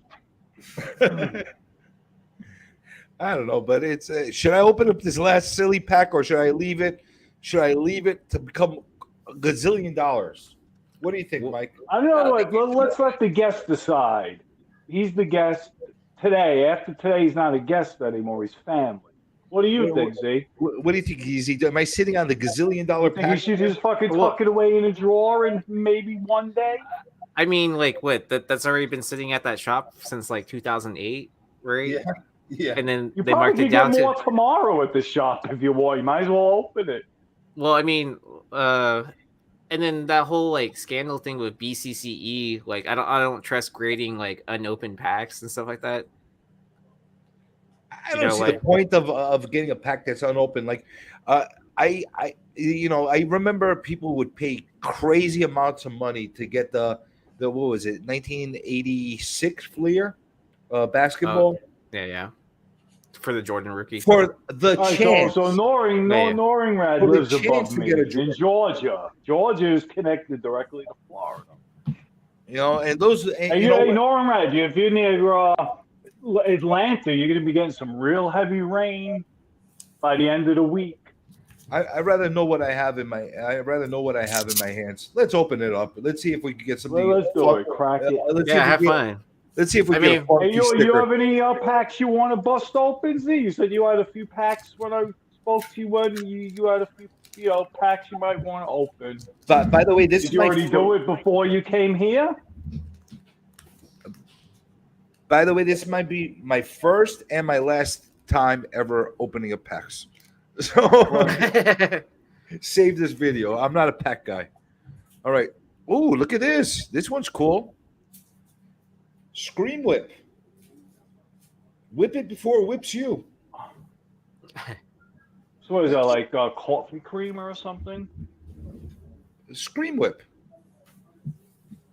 That's what it is. What is it? Like Miracle Whip, I guess is what you're making fun of. Small Bark Franks. Oh my god. Oh, that's funny. Small Bark Franks. Come on, guys. Fingers crossed for a Kool-Aid. That got was it. amazing. Another double. That definitely you'd have to get a sleeve for. Land of Snakes. Venom. That's a Another double. That Oh, could go that's in a giveaway. Chicken Punks. I think I got this one again. The Lunchable. Yeah, that's a double too. That's the Okay. Lunchables. And then another double. Matrix. And then last one is Jerkson's Cheap Woods Awful. What the fuck is this? With polish. Well, that's bug spray. Yeah. That's all bug spray. So you know what? They're fun cards to have, I guess. I Right? think it's cool. Put them away, and maybe one day you'll have a use for them. So I got a bunch of duplicates. So anybody that gets stuff from me and you see a random sticker like this in there, you know where it came from. So Hey Z, you got any packs you want to bust open and give us a treat? You're the luckiest motherfucker in the world. Every time you come back from wherever, you're like, yeah, I'm gonna bust open a few packs here real quick, and you always pull something. Let's see. You always pull something, like something that's worth minimum like $80. I mean, Right out of the gate, $80. I mean, last time, like on That was Brian's when channel. you came in. Yeah. I've pulled I've pulled a couple 1-of-1s and stuff like that on. Yeah, Uh, you're so- so lucky, man. You should go to Vegas since you live so close. And just play Louisiana's slot closer. machine. Louisiana's closer. Well, do that then. Yeah. There's every so often I'll take a random 3-hour trip just to. All right, so I'll open up. All right, here we go. blaster, Put him big, let's make Nick. it Put him big. Let's make you big. All right. That's the same Yeah. thing I got. Hold on. Yep, that's what that was, and that's the same picture that was playing with Yeah. on my box too. Yeah, so these are blaster boxes that you can get in retail stores. That's what I got. I bought one blaster box and it had 7 packs in it. Yeah, so I mean, Walmart. I like opening these. Like Right. they're fun. Stupid question. How much do these packs go for these days? So a box of this costs $35 plus tax. Mine was Holy shit. Mine was $11.99. Yours was There was less $11.99. packs in it. Huh? Yeah, this has 7 packs in it plus 1 extra pack.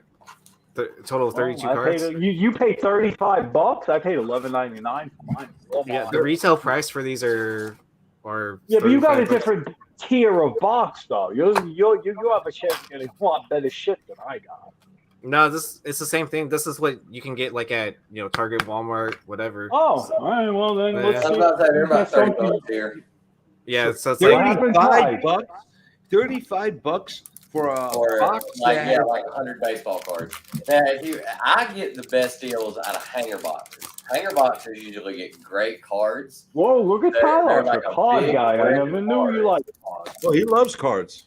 He became Well, a card guy him with and that Zero. I mean, cards. do you want me to go pack by pack, or do you want me to do like rip them all open? Dude, and we then, ain't here to buy them. We don't need transparency. You do it any way you want, brother. Go crazy with You your don't need packs. Every transparency. Griffey card I'm going to try. We're not looking to buy them. yeah. I mean, like, I'll just rip Hey, them all. you can just 'Cause- rip it like that, but don't damage the cards in case. yeah, because I mean, there's only 4 cards. cards. Yeah, there's only like 4 cards per pack and stuff like Yes, that. well, So. a couple of mine only had 4 of them, and the others had like 7. Let's see what That's kind of weird. crazy cards you got. And this is baseball? Yeah, these are baseball. This is 2022. Yeah, 2022. Yeah, the Topps current, Chrome. yeah. They just had their whole like the whole scandal that their extended short print cards weren't actually in the packs, but they were advertising it everywhere. I read that- the article yesterday. It's Yeah. So it's and pretty Brian crazy. read it like 3 times. He read it 3 times. Yeah. So anyone that pre-ordered like packs or like hobby boxes or jumbo boxes aren't gonna get the extended short print list, which is the rookies that everyone wants, like Bobby Witt Jr., Julio There's Rodriguez. 5 of them, right? Yeah. So yeah, it's like five of them. And it's then actual signature. It's actual ink on it. It's not like yeah. So pictures of them, it's actual ink. So and then so they have to they're creating these like silver packs that they usually include in like series 1 and series 2 and everything to make up for it. And so they have to, if you order directly from Topps, then they'll distribute the packs to you directly. But if you order it through like a distributor, they'll have to distribute those packs to you. All right, so our first card is a Matt Chapman, just the base. JD Martinez. We Come on, got a big card. Give us a throwback Tim Anderson. This is So is pretty that a good hit. one I got because it's that shiny? one. I got that one. Well, so all the cards are going to be shiny because it's chrome. Well, so, it's the 2000s, so it's going to be shiny. I'm coming from a complete idiot of new cards. I only know the old cards. I was in it. Yeah, there are some that are Yesterday, when I Duran all shiny. Like anything. Let me see. top Let me see. all shine. Oh, I have that one too. Jaron Duran I think. rookie. I got the Duran rookie. Nice. I have Um, a few Durans. Monacaga. I don't have that. I don't have. I'm a Red Sox guy, by the way. You're Oh, gonna you have Red a lot Sox of guy? doubles Yeah, when you there's a get lot of good mine. prospects. Matt You're gonna have a lot Veering. of doubles when you get mine. I have Veering. Let's see. We got a Lou Bob. No, I don't have a Lou Bob. No Bob. Oh, Luis Robert. Well, He's just, whatever. but- he's just nicknamed that. Yeah, Luis you'll Gil, sort it out when Yankees you get rookie. them. Not I that. have that. Mine's not the chrome. Ooh. Mine's the regular. So this is a What'd you hit? What'd you hit? Sepia Chris Sale. So is that a good card? Yeah. I don't know. So I might have said. yeah, Like a so hollow it's foil. yeah, it's a you hollow. saw the So cards. it's Did more. I have them? So it's more shinier, and then the picture itself is like tinted in like It's a like sepia. 3D almost. Yeah. Yeah. I So see that. like instead of being like fully colored, like it's a yeah. So what's the rarity of that? So these are exclusive to those blaster boxes. All right. So So I what- don't know the actual rarity. It's like it's not a number card or anything like that. It's just like exclusive. Okay, Jackson. Jackson Kowar. Yep, rookie. Tyler Glasnow. I got that one. I was going to ask you about that. Are those ones that are like on the side worth any more? No, that's just the layout of the card. Oh, okay. I was like, Refractor I got of Max Fried or Freed. Freed, maybe I might have that. I don't know. You'll see them when they come. Ooh, William Contreras. That one I think I have. That looks familiar. I'm trying to go by recognition. I'm good with like Kyle Seager. maybe that sounds familiar. They're doing incredible right now. The Mariners are killing it. Yeah. Carlos Correa. No, I don't have that. No. He's Well, not- you don't have it. I just didn't send it to you yet. He's not even I on just bought him the as he's a not on the goof Astros because I wanted anymore. to see what it was about. John I got Lester. that. Yeah. What do you guys think about the Yankees this year? I mean, what Judge is like hitting it crazy, like 60 Yeah, home you runs think- this season. You think they're doing it, or what? I mean, they've been in like what first place in their division the whole season too, huh? Yeah, it's not the first time that it happened, and they didn't do it. That's why I'm asking. Mitch Hanger, Pink That's what I'm saying. Like, Parallel. dude, the Mariners are scary good right now. Yeah, They yeah. literally went on like a 16, 17 game winning streak. Yeah, but the Mariners. They'll Buster I don't have Posey. any catches. Julio No Rodriguez, catches. he's becoming like a big time favorite, and then like Big what? time rookie. And then like this is his rookie season, and he already like what got second place in the home run derby. Yeah, he's crazy good. He's gonna be Zach like the Greinke. next, big thing from Seattle as far as the Mariners go. Ooh, Brandon Marsh rookie. Throwback. Is that a good I one? think I have that. He's with the Angels, so it's the Angels. Aaron, But have that you got any that you feel like are big hits out of this so far? No, nothing. He too wouldn't big believe yet. me if there was. He would was have that announced series? it, and he would have put it in a sleeve immediately if he got it. Hey, believe me. Joe Musgrove, he's decent. Mm. I mean, people don't care about pitchers, so that's a whole thing. German Marquez. It's usually like like 3 or 4 out of all the pitchers that are out right now are people who are hot. Pete Alonso. This is There you cool. go. I have one of the cards that have that design, but it's not him. It's a Yankee. Shane Baz, rookie. Nope. Luke Williams, rookie. Sepia. Maybe. I don't know. Alec Bohm. That one looks familiar. You looked at them. I laid them all out. Journeyman players Yeah. who just travels from team to team. Franbel Reyes. I mean, some of these are just like No. base cards, so they're just kind of like whatever. Ooh, cool. I'm a fan of. Oh, Springer you got a anyways. hit? It's a George Springer refractor. Okay. with Okay. hollow. Groovy. Yeah. Good for you. Nice pull. Nice pull. Ooh, Clayton Kershaw. Another. They should have let him pitch the rest of that game at the beginning of the season. Dude, like We're- that pissed me off. I was like, dude, I don't think as a coach you should have made that call, man. Like he was still doing good. He was Like, still they did under that 100 overall. pitches too, like or something like that. Like yeah, DJ LeMahieu. Yeah, but Oh, who knows Yankees if fan. he had some mechanic problems or anything like that was going on with his shoulder that nobody knows about. You know, there's sometimes they pull these guys out and they don't tell the public what's going on.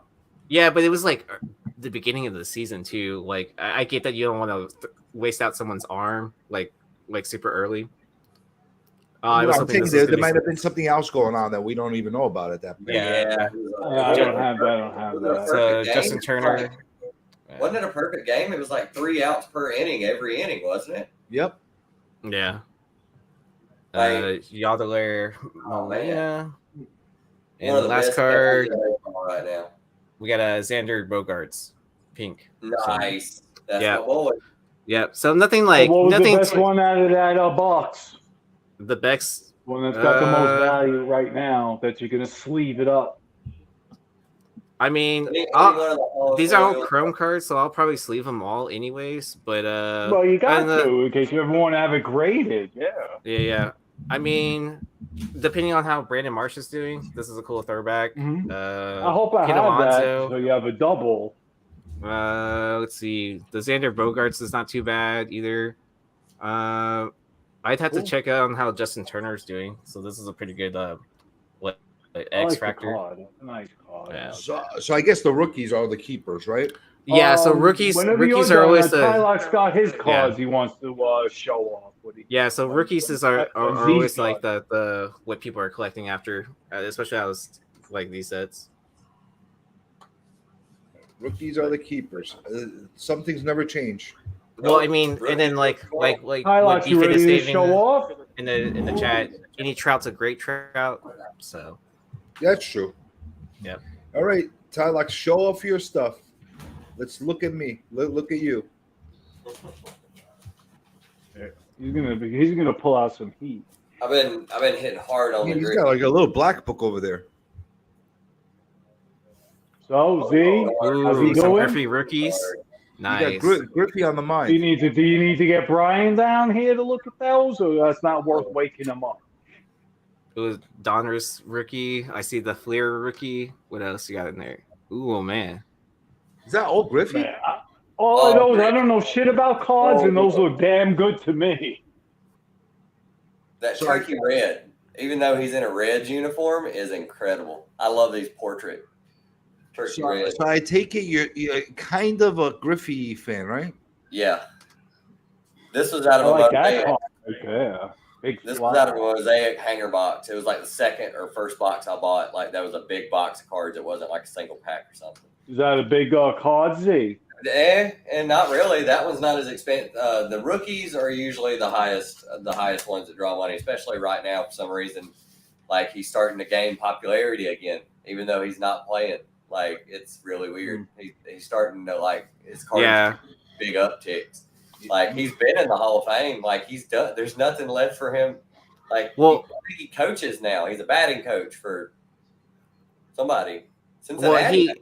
he had that that picture that went viral not too long ago where he did that throwback of his upper deck rookie card of current like same pose. Yeah, I seen that. But Yeah, so I mean like stuff like that like brings like attention to players all the time. And then like he attended the All-Star game like taking pictures of Julio Rodriguez.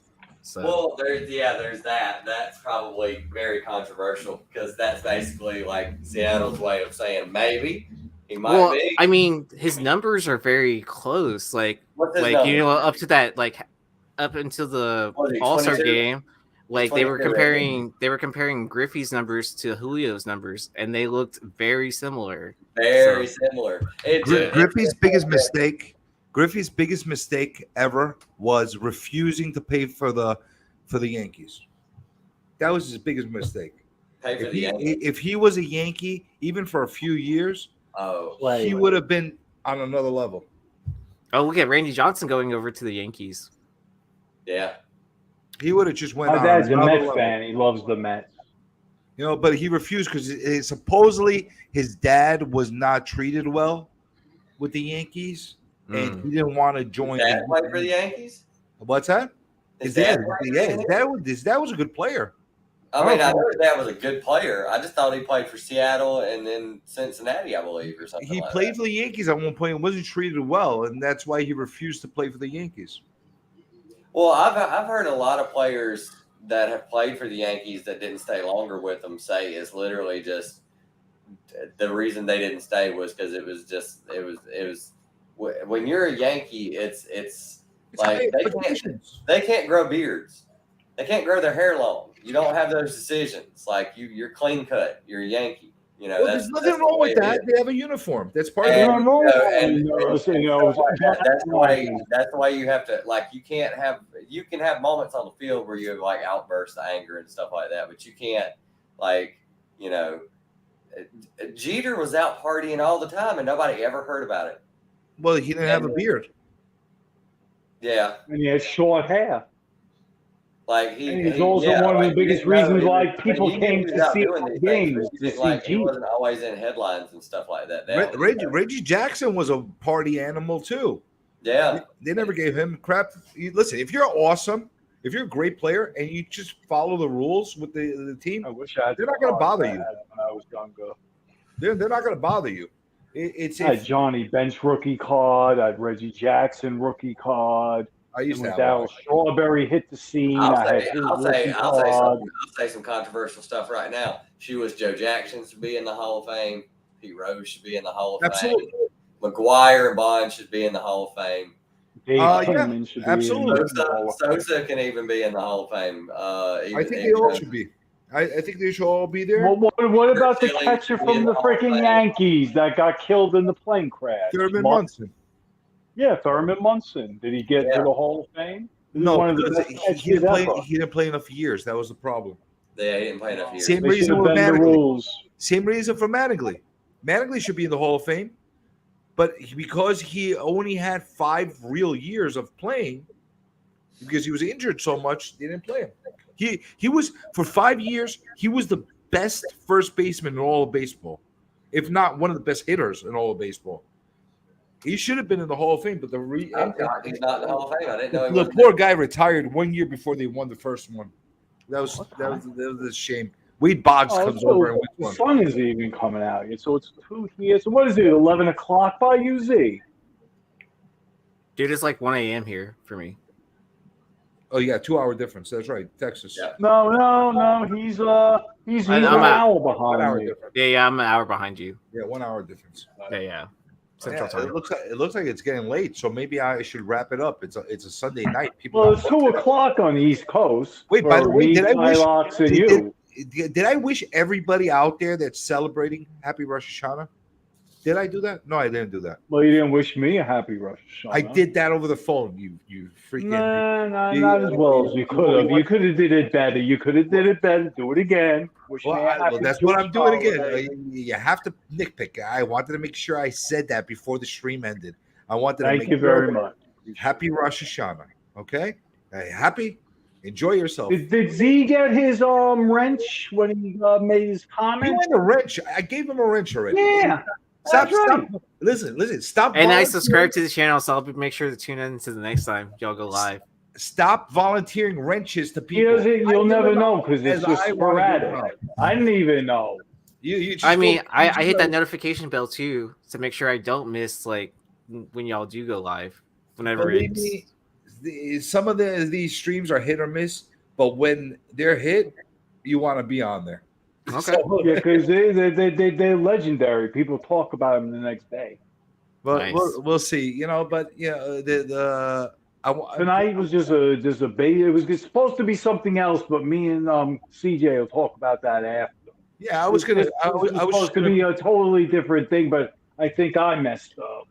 Yeah, well, that's what usually happens when we go live. Things go off the rail. When we go live, up with Z today. I wanted to introduce him to what we do. We'll do it live. Okay. We'll do it live. Fuck it. Do it live. I'll write it and we'll do it live. Always live. And thing sucks. 5, 4, 3.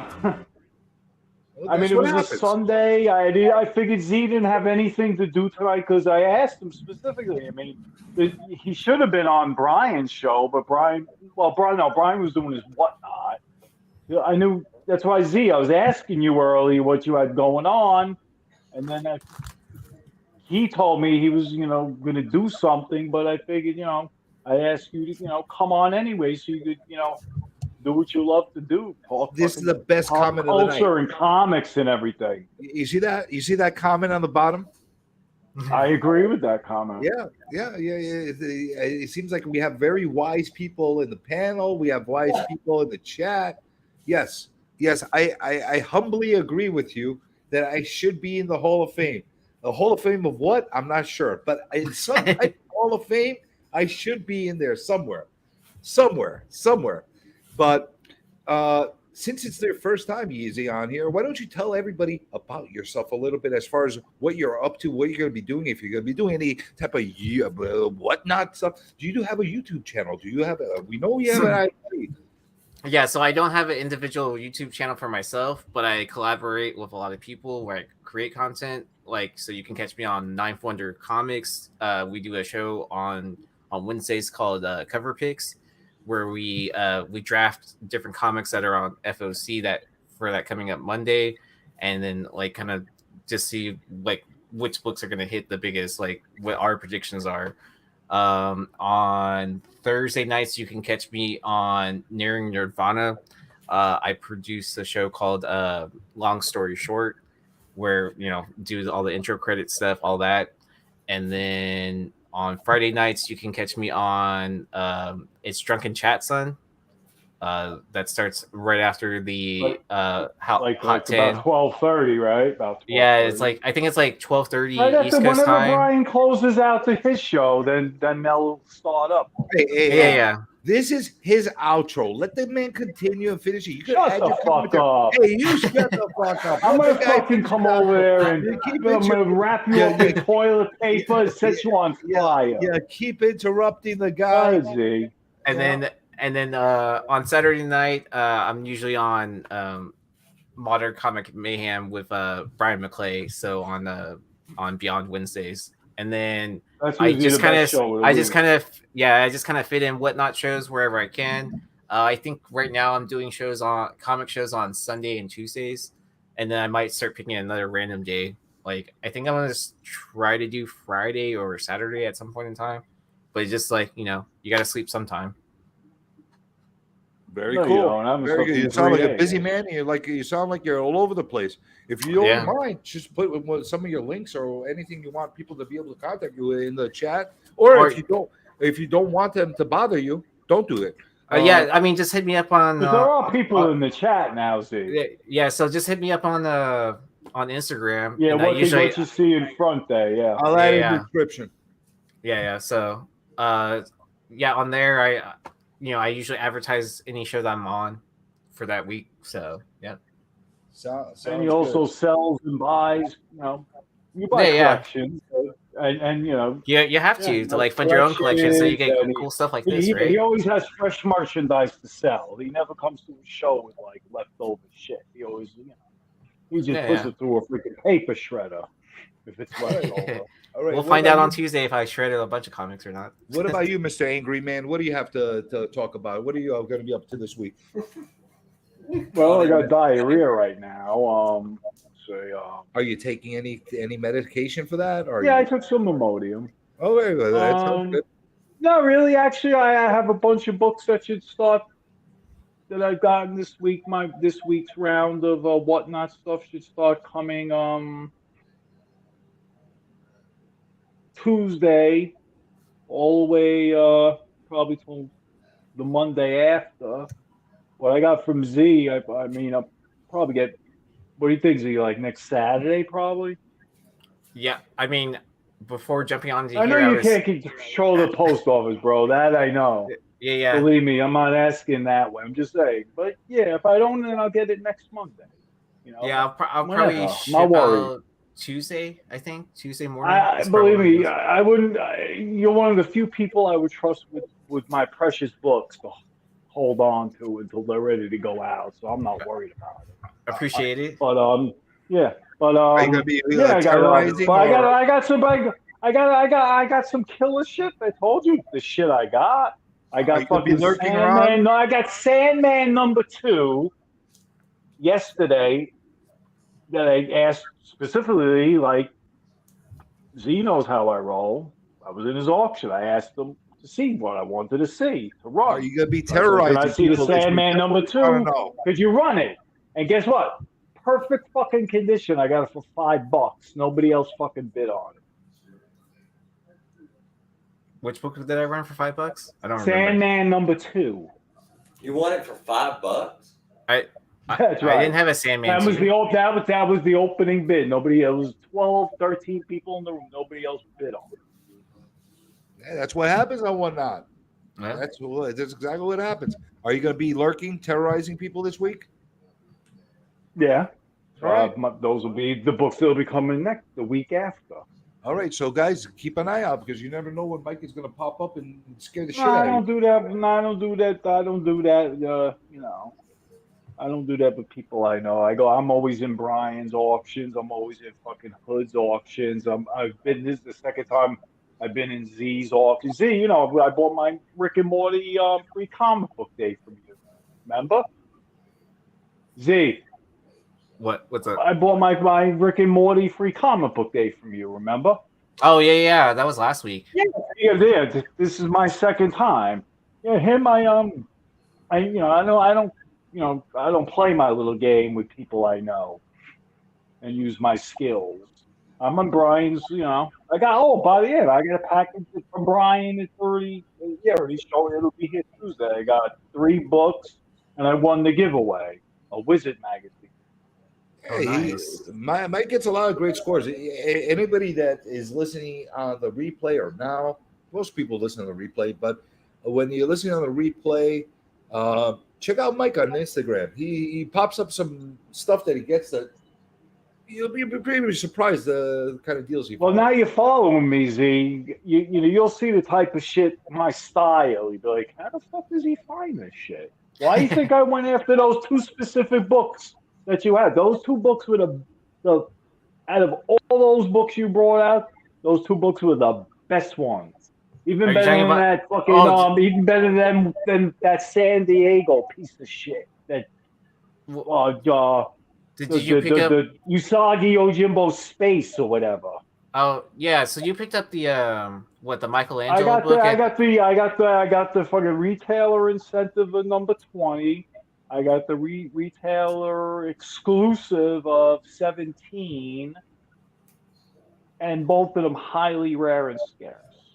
And the number 20 of the retailer exclusive is the second print, and it's also the homage to seems like Beefit knows Albedo number 1. 2. Seems like Beefit knows your motto, Mike. That's it. That's the way I roll, man. That Usagi 17, 1 and 10, where you had where it was that weird qualifier. Did you notice I went after? Yep. Did you notice the books I picked? Yeah. I went after the best books. I went after the best ones you had. Yep. So let's hear what Mr. Pornhub has to say. What are you up to this week? Is he really watching porn? Really? Why is that a problem? There's nothing wrong with it, but I mean, we're on a show. It's 2022. I did Tunes. Man's got to relax too. I did Tunes and Collections today. That was fun. That's why you can't see his hands or his legs. He's fucking choking the chicken. So yeah, did Tunes and Collections today. That was a fun stream. Guy showed a bunch of key comic books. I think this is the first time I've actually had a guy show key comic books on a show about collections, which is funny. So I did that today. Hangout Windsor Hangout was last night. That was fun. I'll go ahead and set up the stream for next week. By the way, you got to start doing longer streams, man. You got to start doing long. Yes, you do. I got to keep that StreamYard free, buddy. I'm gonna keep coming in 2 minutes right before. I tell you what, as soon as people start buying merch to enough to where I can afford to make it not free, I mean, I can use it as much as I want, then I'll start doing that. Okay. Getting the hobby to pay for itself, right? Until that happens, I'm going to be coming on every 2 minutes right before you end, just to keep you prolonged on that stream. You should just come on the show. Well, that's a good idea. I wasn't on until a lot later. I call you at the end. It's not my fault. It's your fault. We started too early. See, tomorrow, if you get a chance, watch Pete's Sunday night Star Wars show. It was great. You know how I roll. I roll with the children of the night. All the children of the night. We're all here. I hope I'm doing a whole video Who else is in the goddamn room? Saturday, because I got my books in Saturday, but I was so busy I didn't have time to do a whole video. So the only one that's still in the room is Beefit. Next Saturday I will be on Cover Slingers. Come watch. Come vote for me. What is it? the category or the title or whatever the stick for this episode is robots, and I thought I didn't have anything until I started digging, and now I'm much more excited because I have options. So you can come watch Cover Slingers on the Gray Man channel, 2:00 Eastern Standard Time on Saturdays. That was great, man. Dude, I haven't been on his channel in a while. I gotta go back and check out his. Dude, Cover Slingers is so fun. Man. How did his freaking face not make it into that mustache and hair? Oh, he's been commenting on that. He has been commenting on that every What time the somebody brings fuck? up the awards. You guys know that? You know, Gray Man, what he looks like? He looks like an old Sasquatch, crazy hair and beard and all that. And He looks like an old metalhead. Like he is an older metalhead, but yeah, he looks like your standard, him and 80s C-List. metalhead. I don't know how the hell they didn't make it. All joking aside, those two should have been like guaranteed. They look like savages. Well, it was told to me by a reliable source that the nominating for that category was so close. There was so many people neck and neck and neck where it was literally like one vote was deciding where people were ordered. Like 1 or 2 votes. Like it was that neck and neck. It was like one of the most popular categories. Well, that's why they needed to split it up. Hands, You know why? Because mustaches, it's a and hair. fun category. Well, that's why they needed to split it up. Hands, mustaches, and hair should have been all in different categories. They should have been lumped in all in one shot. You know, It is kind of not fair. I mean, putting a mullet and this awesome handlebar mustache, this Fu Manchu, up against hands. Look at you, you arrogant fuck. Look at you. You're sitting there, you're flaunting your mullet and your mustache. I sit here in my tower. Yeah, there you go. And then you got Cole with his fluffy mustache. Oh, man. Around. They better Rob put a best. Fatstacks. I knew Rob Fatstacks was going to be in there. I knew it. They better put a best voice category in next year. It might be. There's tons of suggestions, and he's like, dude, there's so many good suggestions for categories that I can pick from that I'm trying not to. He doesn't want to outdo what he can do feasibly, but at the same time, there's so many categories he can add. It's not even funny. By the way, did you have anything else you're going to be doing this week, or I don't want to cut you off? Vote for me for CBCA award. All right, go put that vote for that mustache. All right. So since we're on that CBC award thing, it's been a little bit overdue. And I haven't done my I haven't done my votes yet. And I did tell everybody that I will be doing a live. I will be picking out my choices for everybody live on the That's CBC. the only way award. to do it. Transparency. So I'm gonna pick out everybody, and I'm gonna give a little bit of a critique on why. The ones I've seen so far are really good. Really, really good. Which ones? The Circumstances did one live. He was the first one I seen to do it live. 22 Guys, did a live one. I'm just gonna tell you this. You know who did it first? Who did it first? Oh, well, you did it last year. This guy. I did my nominations first. Mm-hmm. I did my votes first. Why? Because I'm not afraid to hurt people's feelings. So I vote everybody. Everybody's all into like, oh, I don't want to hurt anybody's feelings. No. Vote the way you feel is the right thing. And if you get hurt your feelings because I didn't vote for you because you're my friend, then screw you. Screw you. You're not as good. Your mustache is not as good as somebody else's. You know, grow a better mustache next year, and then you'll be better. You know, that's what it comes out to. So my point is, I'm going to be doing that this week, and it's going to be, I'm going to put up a link and a thumbnail ahead of time, and I might actually do this in prime time. So I will be doing a live stream like that, a very rare prime time live stream. I'm going to be doing this week, and I'm going to be doing that, and I'm also going to be announcing for anybody that's actually lingering on and listening to this stream all the way to the end, and they hear There's it. no way to really tell unless they make themselves known. I will be announcing the fact that I will be doing, by the end of the year, my own Journey Awards. And how it's going to happen is I will be choosing people that I deem worthy of winning awards, and I will choose them. I will acknowledge them. I will nominate them, and I will appoint them, and they will get some kind of shitty certificate from me. It's going to look like a toilet paper, but they're going to get it from me, and they're going to say, you know what? I don't care about any other awards because I got the Journey Award. I got the Journey Award. And did you find a whole bunch of those Kool-Aid Mans in bulk?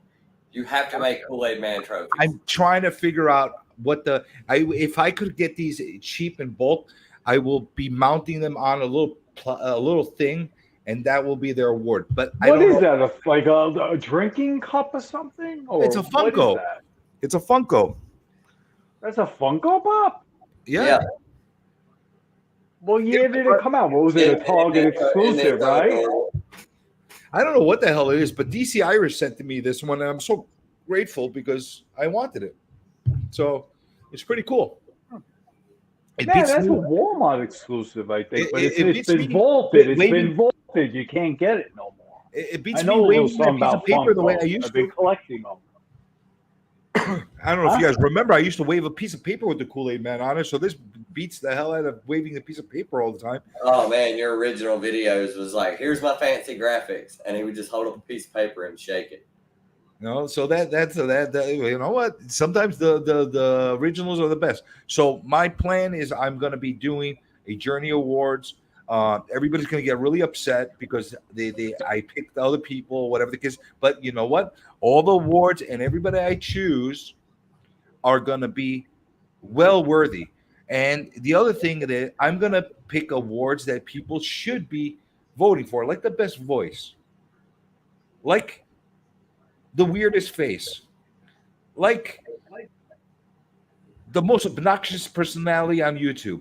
They all should have an award, and we're going to make sure that everybody gets the kind of credit they deserve.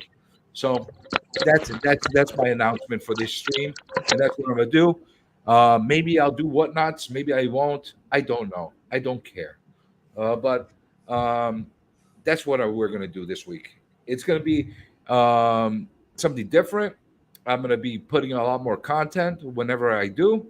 And the one thing I'm going to leave everybody off with is just when you think you have all the answers, I change the questions. So, wow. You know, that's how it's going to go. Best new channel. Well, you know what? If we have enough new channels, I will put it out there. I'm not going to be. I'm only going to keep it within the comic community. Where did he used to say people who live in glass houses should own a machine gun? Who said that? I think it was Piper. He was like, people in glass houses should own a machine gun. And I was like, that's not how that saying goes whatsoever. That's not even close.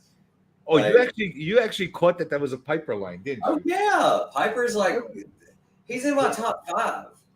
Look at you. You actually caught that. You knew that was a line by Piper. Piper was my boy because Piper was annoying in a very underhanded kind of way. And that's my shtick. I love it. I think it's great. Oh my God, you actually knew that. Who was annoying? I missed the whole thing. Piper, Rowdy Piper. Remember Rowdy Piper? Yeah. He said, just remember, just when you think you got the answers, I change the questions, and that's a Piper. That's one of my favorite. That and I came here to chew gum and kick ass. And I'm all out of bubble gum. Yeah, I'm all out of bubble gum. Yeah, he had so many classic one-liners. It wasn't even funny. It's hilarious. So I think that's it. What do you think? Oh, boy, Tony over there, CJ. What do you got? Tony the Tiger. What do you got over there? Let me make you big.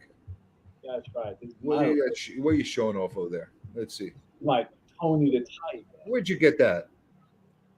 Fucking got it. Dumpster dive. Look at you. You collect animals too. I go when every Monday night people put their bulk garbage out and Hey K-pop, how are you doing? She just got done doing her first live stream. Was she doing a live stream? Oh my God, yeah. I feel so bad. She just I was literally watching it while I was on here. At some Ah, point. shoot! I feel bad. I would have. I didn't want to like take away her millions of ratings and take them over here. It was a pretty damn full room when I was in there. What did I miss? K-pop did her first live stream tonight. Oh, She popped her K-pop. cherry. And I also noticed she changed her avatar. Yeah. Ah, that sucks. We were supposed to go over there. I should have. She's always here. That's fuck. My bad. I'm sorry. Well, tell her to start another one. We can go another hour on hers. You got the energy, don't you? Well, yeah, if I can't do the right thing, I will do at least the next right thing. And that's the next right thing. Tell her to start it up again, and we'll all go over there. A while ago, a couple of us YouTubers, we were trying to get together in a way to actually start a channel where we had time slots where we would go on at certain times. And that way we didn't conflict with each other. It was almost like its own comic community channel where we all had our original content. This guy has the 1 o'clock time slot. The other person has a 3 o'clock time slot. But the problem is that you only get 3 push notifications a day or within 24 hours.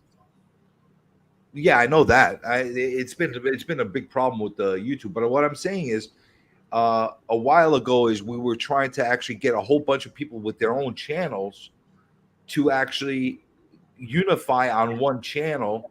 Like everybody would continue to have their own channels, but they would have a time slot. I wonder how long it would be before you had channels being like, but I want so and so's time slot. So what would I have to do? You would get people throwing money at you over this. Well, I think if it got a lot of viewers and that kind of thing, and there will be a problem as far as if it gets monetized for people to want their rating slots. I think But you know what? It's just like television. You bring in the viewers, you get the slot. That's true. That's how it would work. And you would have people throwing crazy ass giveaways just to get views or something. It's possible that would be the case, but you know what? You make the best out of it. I guarantee you, I would probably, if I really put my efforts into it, if I took that midnight shift slot, I'd probably knock it out of the box better than anybody else at that slot. If I really put my efforts in, not like what I do right now on the spur and whatever, but if I knew I had a regularly scheduled weekly or daily or whatever the hell program it would be, you better believe, I would put my efforts in it. Everybody should do, if they were going to do that. I feel that it's just going to be egos that are going to conflicting, and everybody's going to look for excuses, and say, well, this person just messed me up because they took all my viewers and that kind of thing. I don't know. It's going to be weird.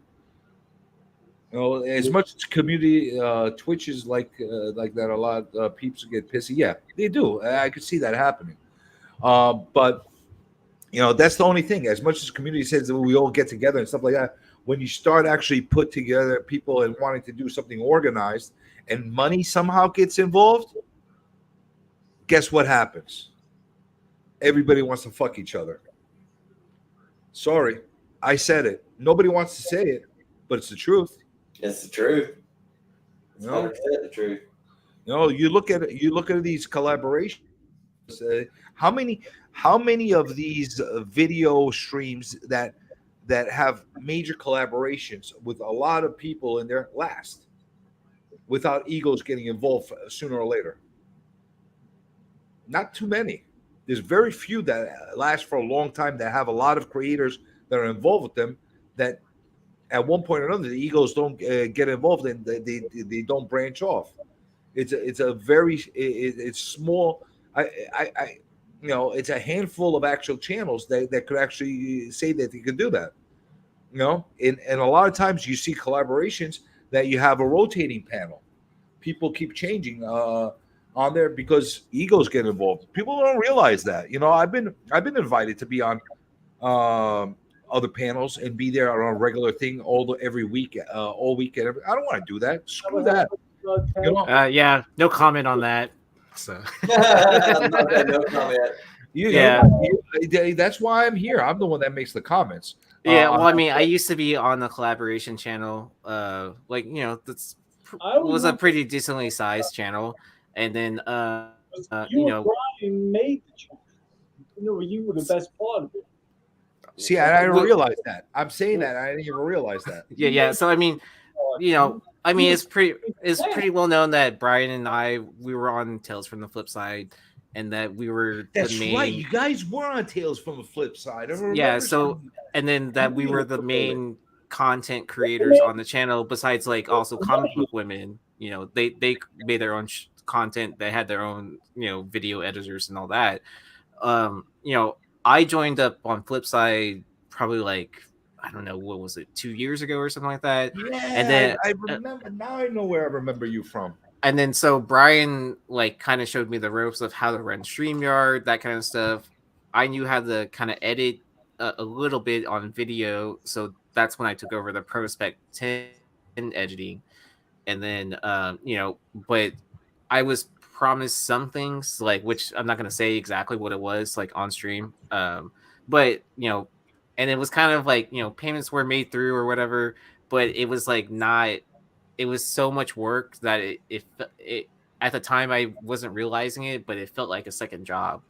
And then whenever Brian decided to split off, like I was like kind of like, okay, I see this as a good exit point. I'm involved in other channels anyways at this point. So I'm still like, known throughout the community. And I also was just like not happy over there. When I first started, it was a blast, whatever, learning all this. And then by the time I was leaving, it wasn't as fun as when it started. So, and that happens a lot. Yeah, but I mean, literally, yeah, just like the same but thing. and then Literally just like the same exact yeah, thing. but I mean that's why I continue to work with Brian, because it doesn't feel like I don't work. know what it is, but I know we can't say it. Yeah, so I mean that's why I continue working with Brian and stuff like that, because it doesn't feel like work. I collaborate well with him. So well, my thing is I don't play well with others. I'm not saying that to like be like. Are you actually Gary Nesser? No, I'm just joking. I listen. A lot of times I come and people say, "Well, I want you on there," and I say something that somewhat, ruffles somebody's feather or disrupts them in a way where they're like, and you disconnected. Well, you're not happy. They're not happy with it, kids. But I'll tell you something. Anytime Tylox, I'm sure you'll attest to this. Anytime somebody pops me onto a live stream, the views start popping up real fast on that freaking stream, real fast. And I'm the kind of guy that I'm not humble enough to say that won't happen. You know what I'm saying? I'm you know what? I'm humble in my own personal life with what I do and that kind of thing, but with my opinions and stuff like that, I know that I say things that a lot of people want to say and they don't say for some reason or another. And I think that the community needs a voice like that to like call people out, to do that. And that's why it doesn't work well for me to collaborate with people on a regular basis. And because it's not always the great choice. It's not always the thing that people want to hear. But I've seen people that are in the whole kumbaya mode where they're all lovey-dovey, they're loving each other. All of a sudden, they're going to cut each other's throat. And it's not, people should actually realize that it's a freaking comic book community. Yeah, I'm just repeating it. It's a comic book community. It's a Funko community. It's a freaking toy community. It's a freaking card community. It's a stupid thing community that we all are into in one way or another, and we shouldn't take it that freaking serious. Now, if you're doing this for a living, you're selling comics, you have a shop, you're doing your own exclusive and stuff like that, yeah, you absolutely should take it seriously, and you shouldn't be sitting there and collaborating with a bunch of clowns like me, sitting and ranting and raving and talk about it. Take it professional and doing the right thing. That's my personal opinion. It's one thing to have fun with it, but if you're getting upset about things and where you're basically stabbing each other in the back, trying to take money from one person to the other, and I've seen that happen a lot. And I know I'm being really, really vague right now because I'm purposely not calling people out on what they do and what they don't do, because I don't want to cause them complication. Not because I have a problem calling people out. I don't want to cause the people complication. That's the only reason I'm not saying specific names. It's just the way I feel. It's the way it is. Wow, we just became real somber at the end of this stream. we got real deep. I took K-pop to jump on here just to get on there. K-pop, you want to jump on for a minute so people could see you for a second on this show, just to give everybody a just to give you my I'm sorry for stealing your stream time and being on at the same time with you. If you want to, the link's in there. We're not gonna be on for much more, but if you want to jump up for a couple of minutes, say hi, promote your channel, you're more than welcome. And you'll be a female. I've never had a female on this. Well, I don't know. Is this 2022? I'm not sure if Tylux is male, female, or I don't know. I you know what? That's why I always, whenever I say hello to everybody in the chats, I always say, what do I always say? Come on, everybody knows my greeting to everybody. Good evening, gentlemen, gentlewomen, and gender neutrals. That way we got everybody in there because it's 2022 and I want to include everybody in that mix. But I've never had an actual real female on the show, so that would be kind of cool. I don't know if I could, you know what? I try to be as PG as possible when I know that there's females on here, because I'm sexist and I'm like a throwback to 1950, and I don't think you should be like cursing like a sailor in front of women. But hey, I've been on a panel full of women, and they can get pretty rowdy too. Yeah, those chicks, they know their books too. Oh, women get way more rowdy than guys. I'll tell you for firsthand. I talked to a guy one time who was a male stripper, and he was like, "Dude, women are way worse. These women are wild. Like, some of them are crazy." I know some freaking women that's way more perverted than any perverted guy I know. Like they say some shit that like, are you serious right now? Like, wow. I don't know if I should be in love with you or I should run like for the hills. About 50% of the time is run for the hills. Yeah, most of the time you want to run for the hills. Yeah, but there's always that 1% chance. I usually end up dating ones that say stuff that makes me go, "Oh wow!" Like, you just said that. You said that. Well, then nothing I can say can ever be that bad. So I'll just go ahead and CJ and run. I'm gonna bounce. Well, we're ending the stream right now. We're just right now blowing off. You're doing the last blow off. Then let's speed along this. What happened? He looks like he's signing. I can't hear his voice, but he looks like. What are you saying, Mike? I can't hear you. Shit, Mike. My $2,000 mic's supposed to have fucking 4-way directional array mics built in. They freaking suck. Your computer doesn't have a mic built into it? I gotta see what to do. It does, but they're not good quality. But it sucks. Hardware. I got you. All right. So it looks like we're gonna have to end this stream.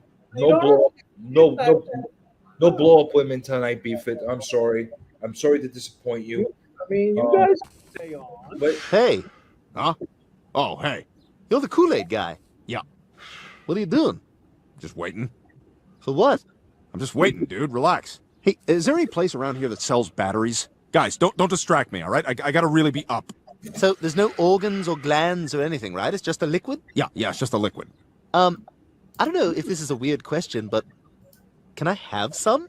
All right, fine. Tilt your head back and I'll lean my liquid down into your mouth. Now I don't want it. Oh, crap. Did I miss it? yeah. For whoever's jumping on, you did miss it. We're ending the show. So I appreciate everybody for coming on. Aaron, you're a great guest. The door's open anytime you want. Next time Thank you for having me. If you want to get on next time, maybe we'll do it planned and we'll actually have a civilized conversation about something interesting instead of being ranting and raving and you being the referee between me and Mike.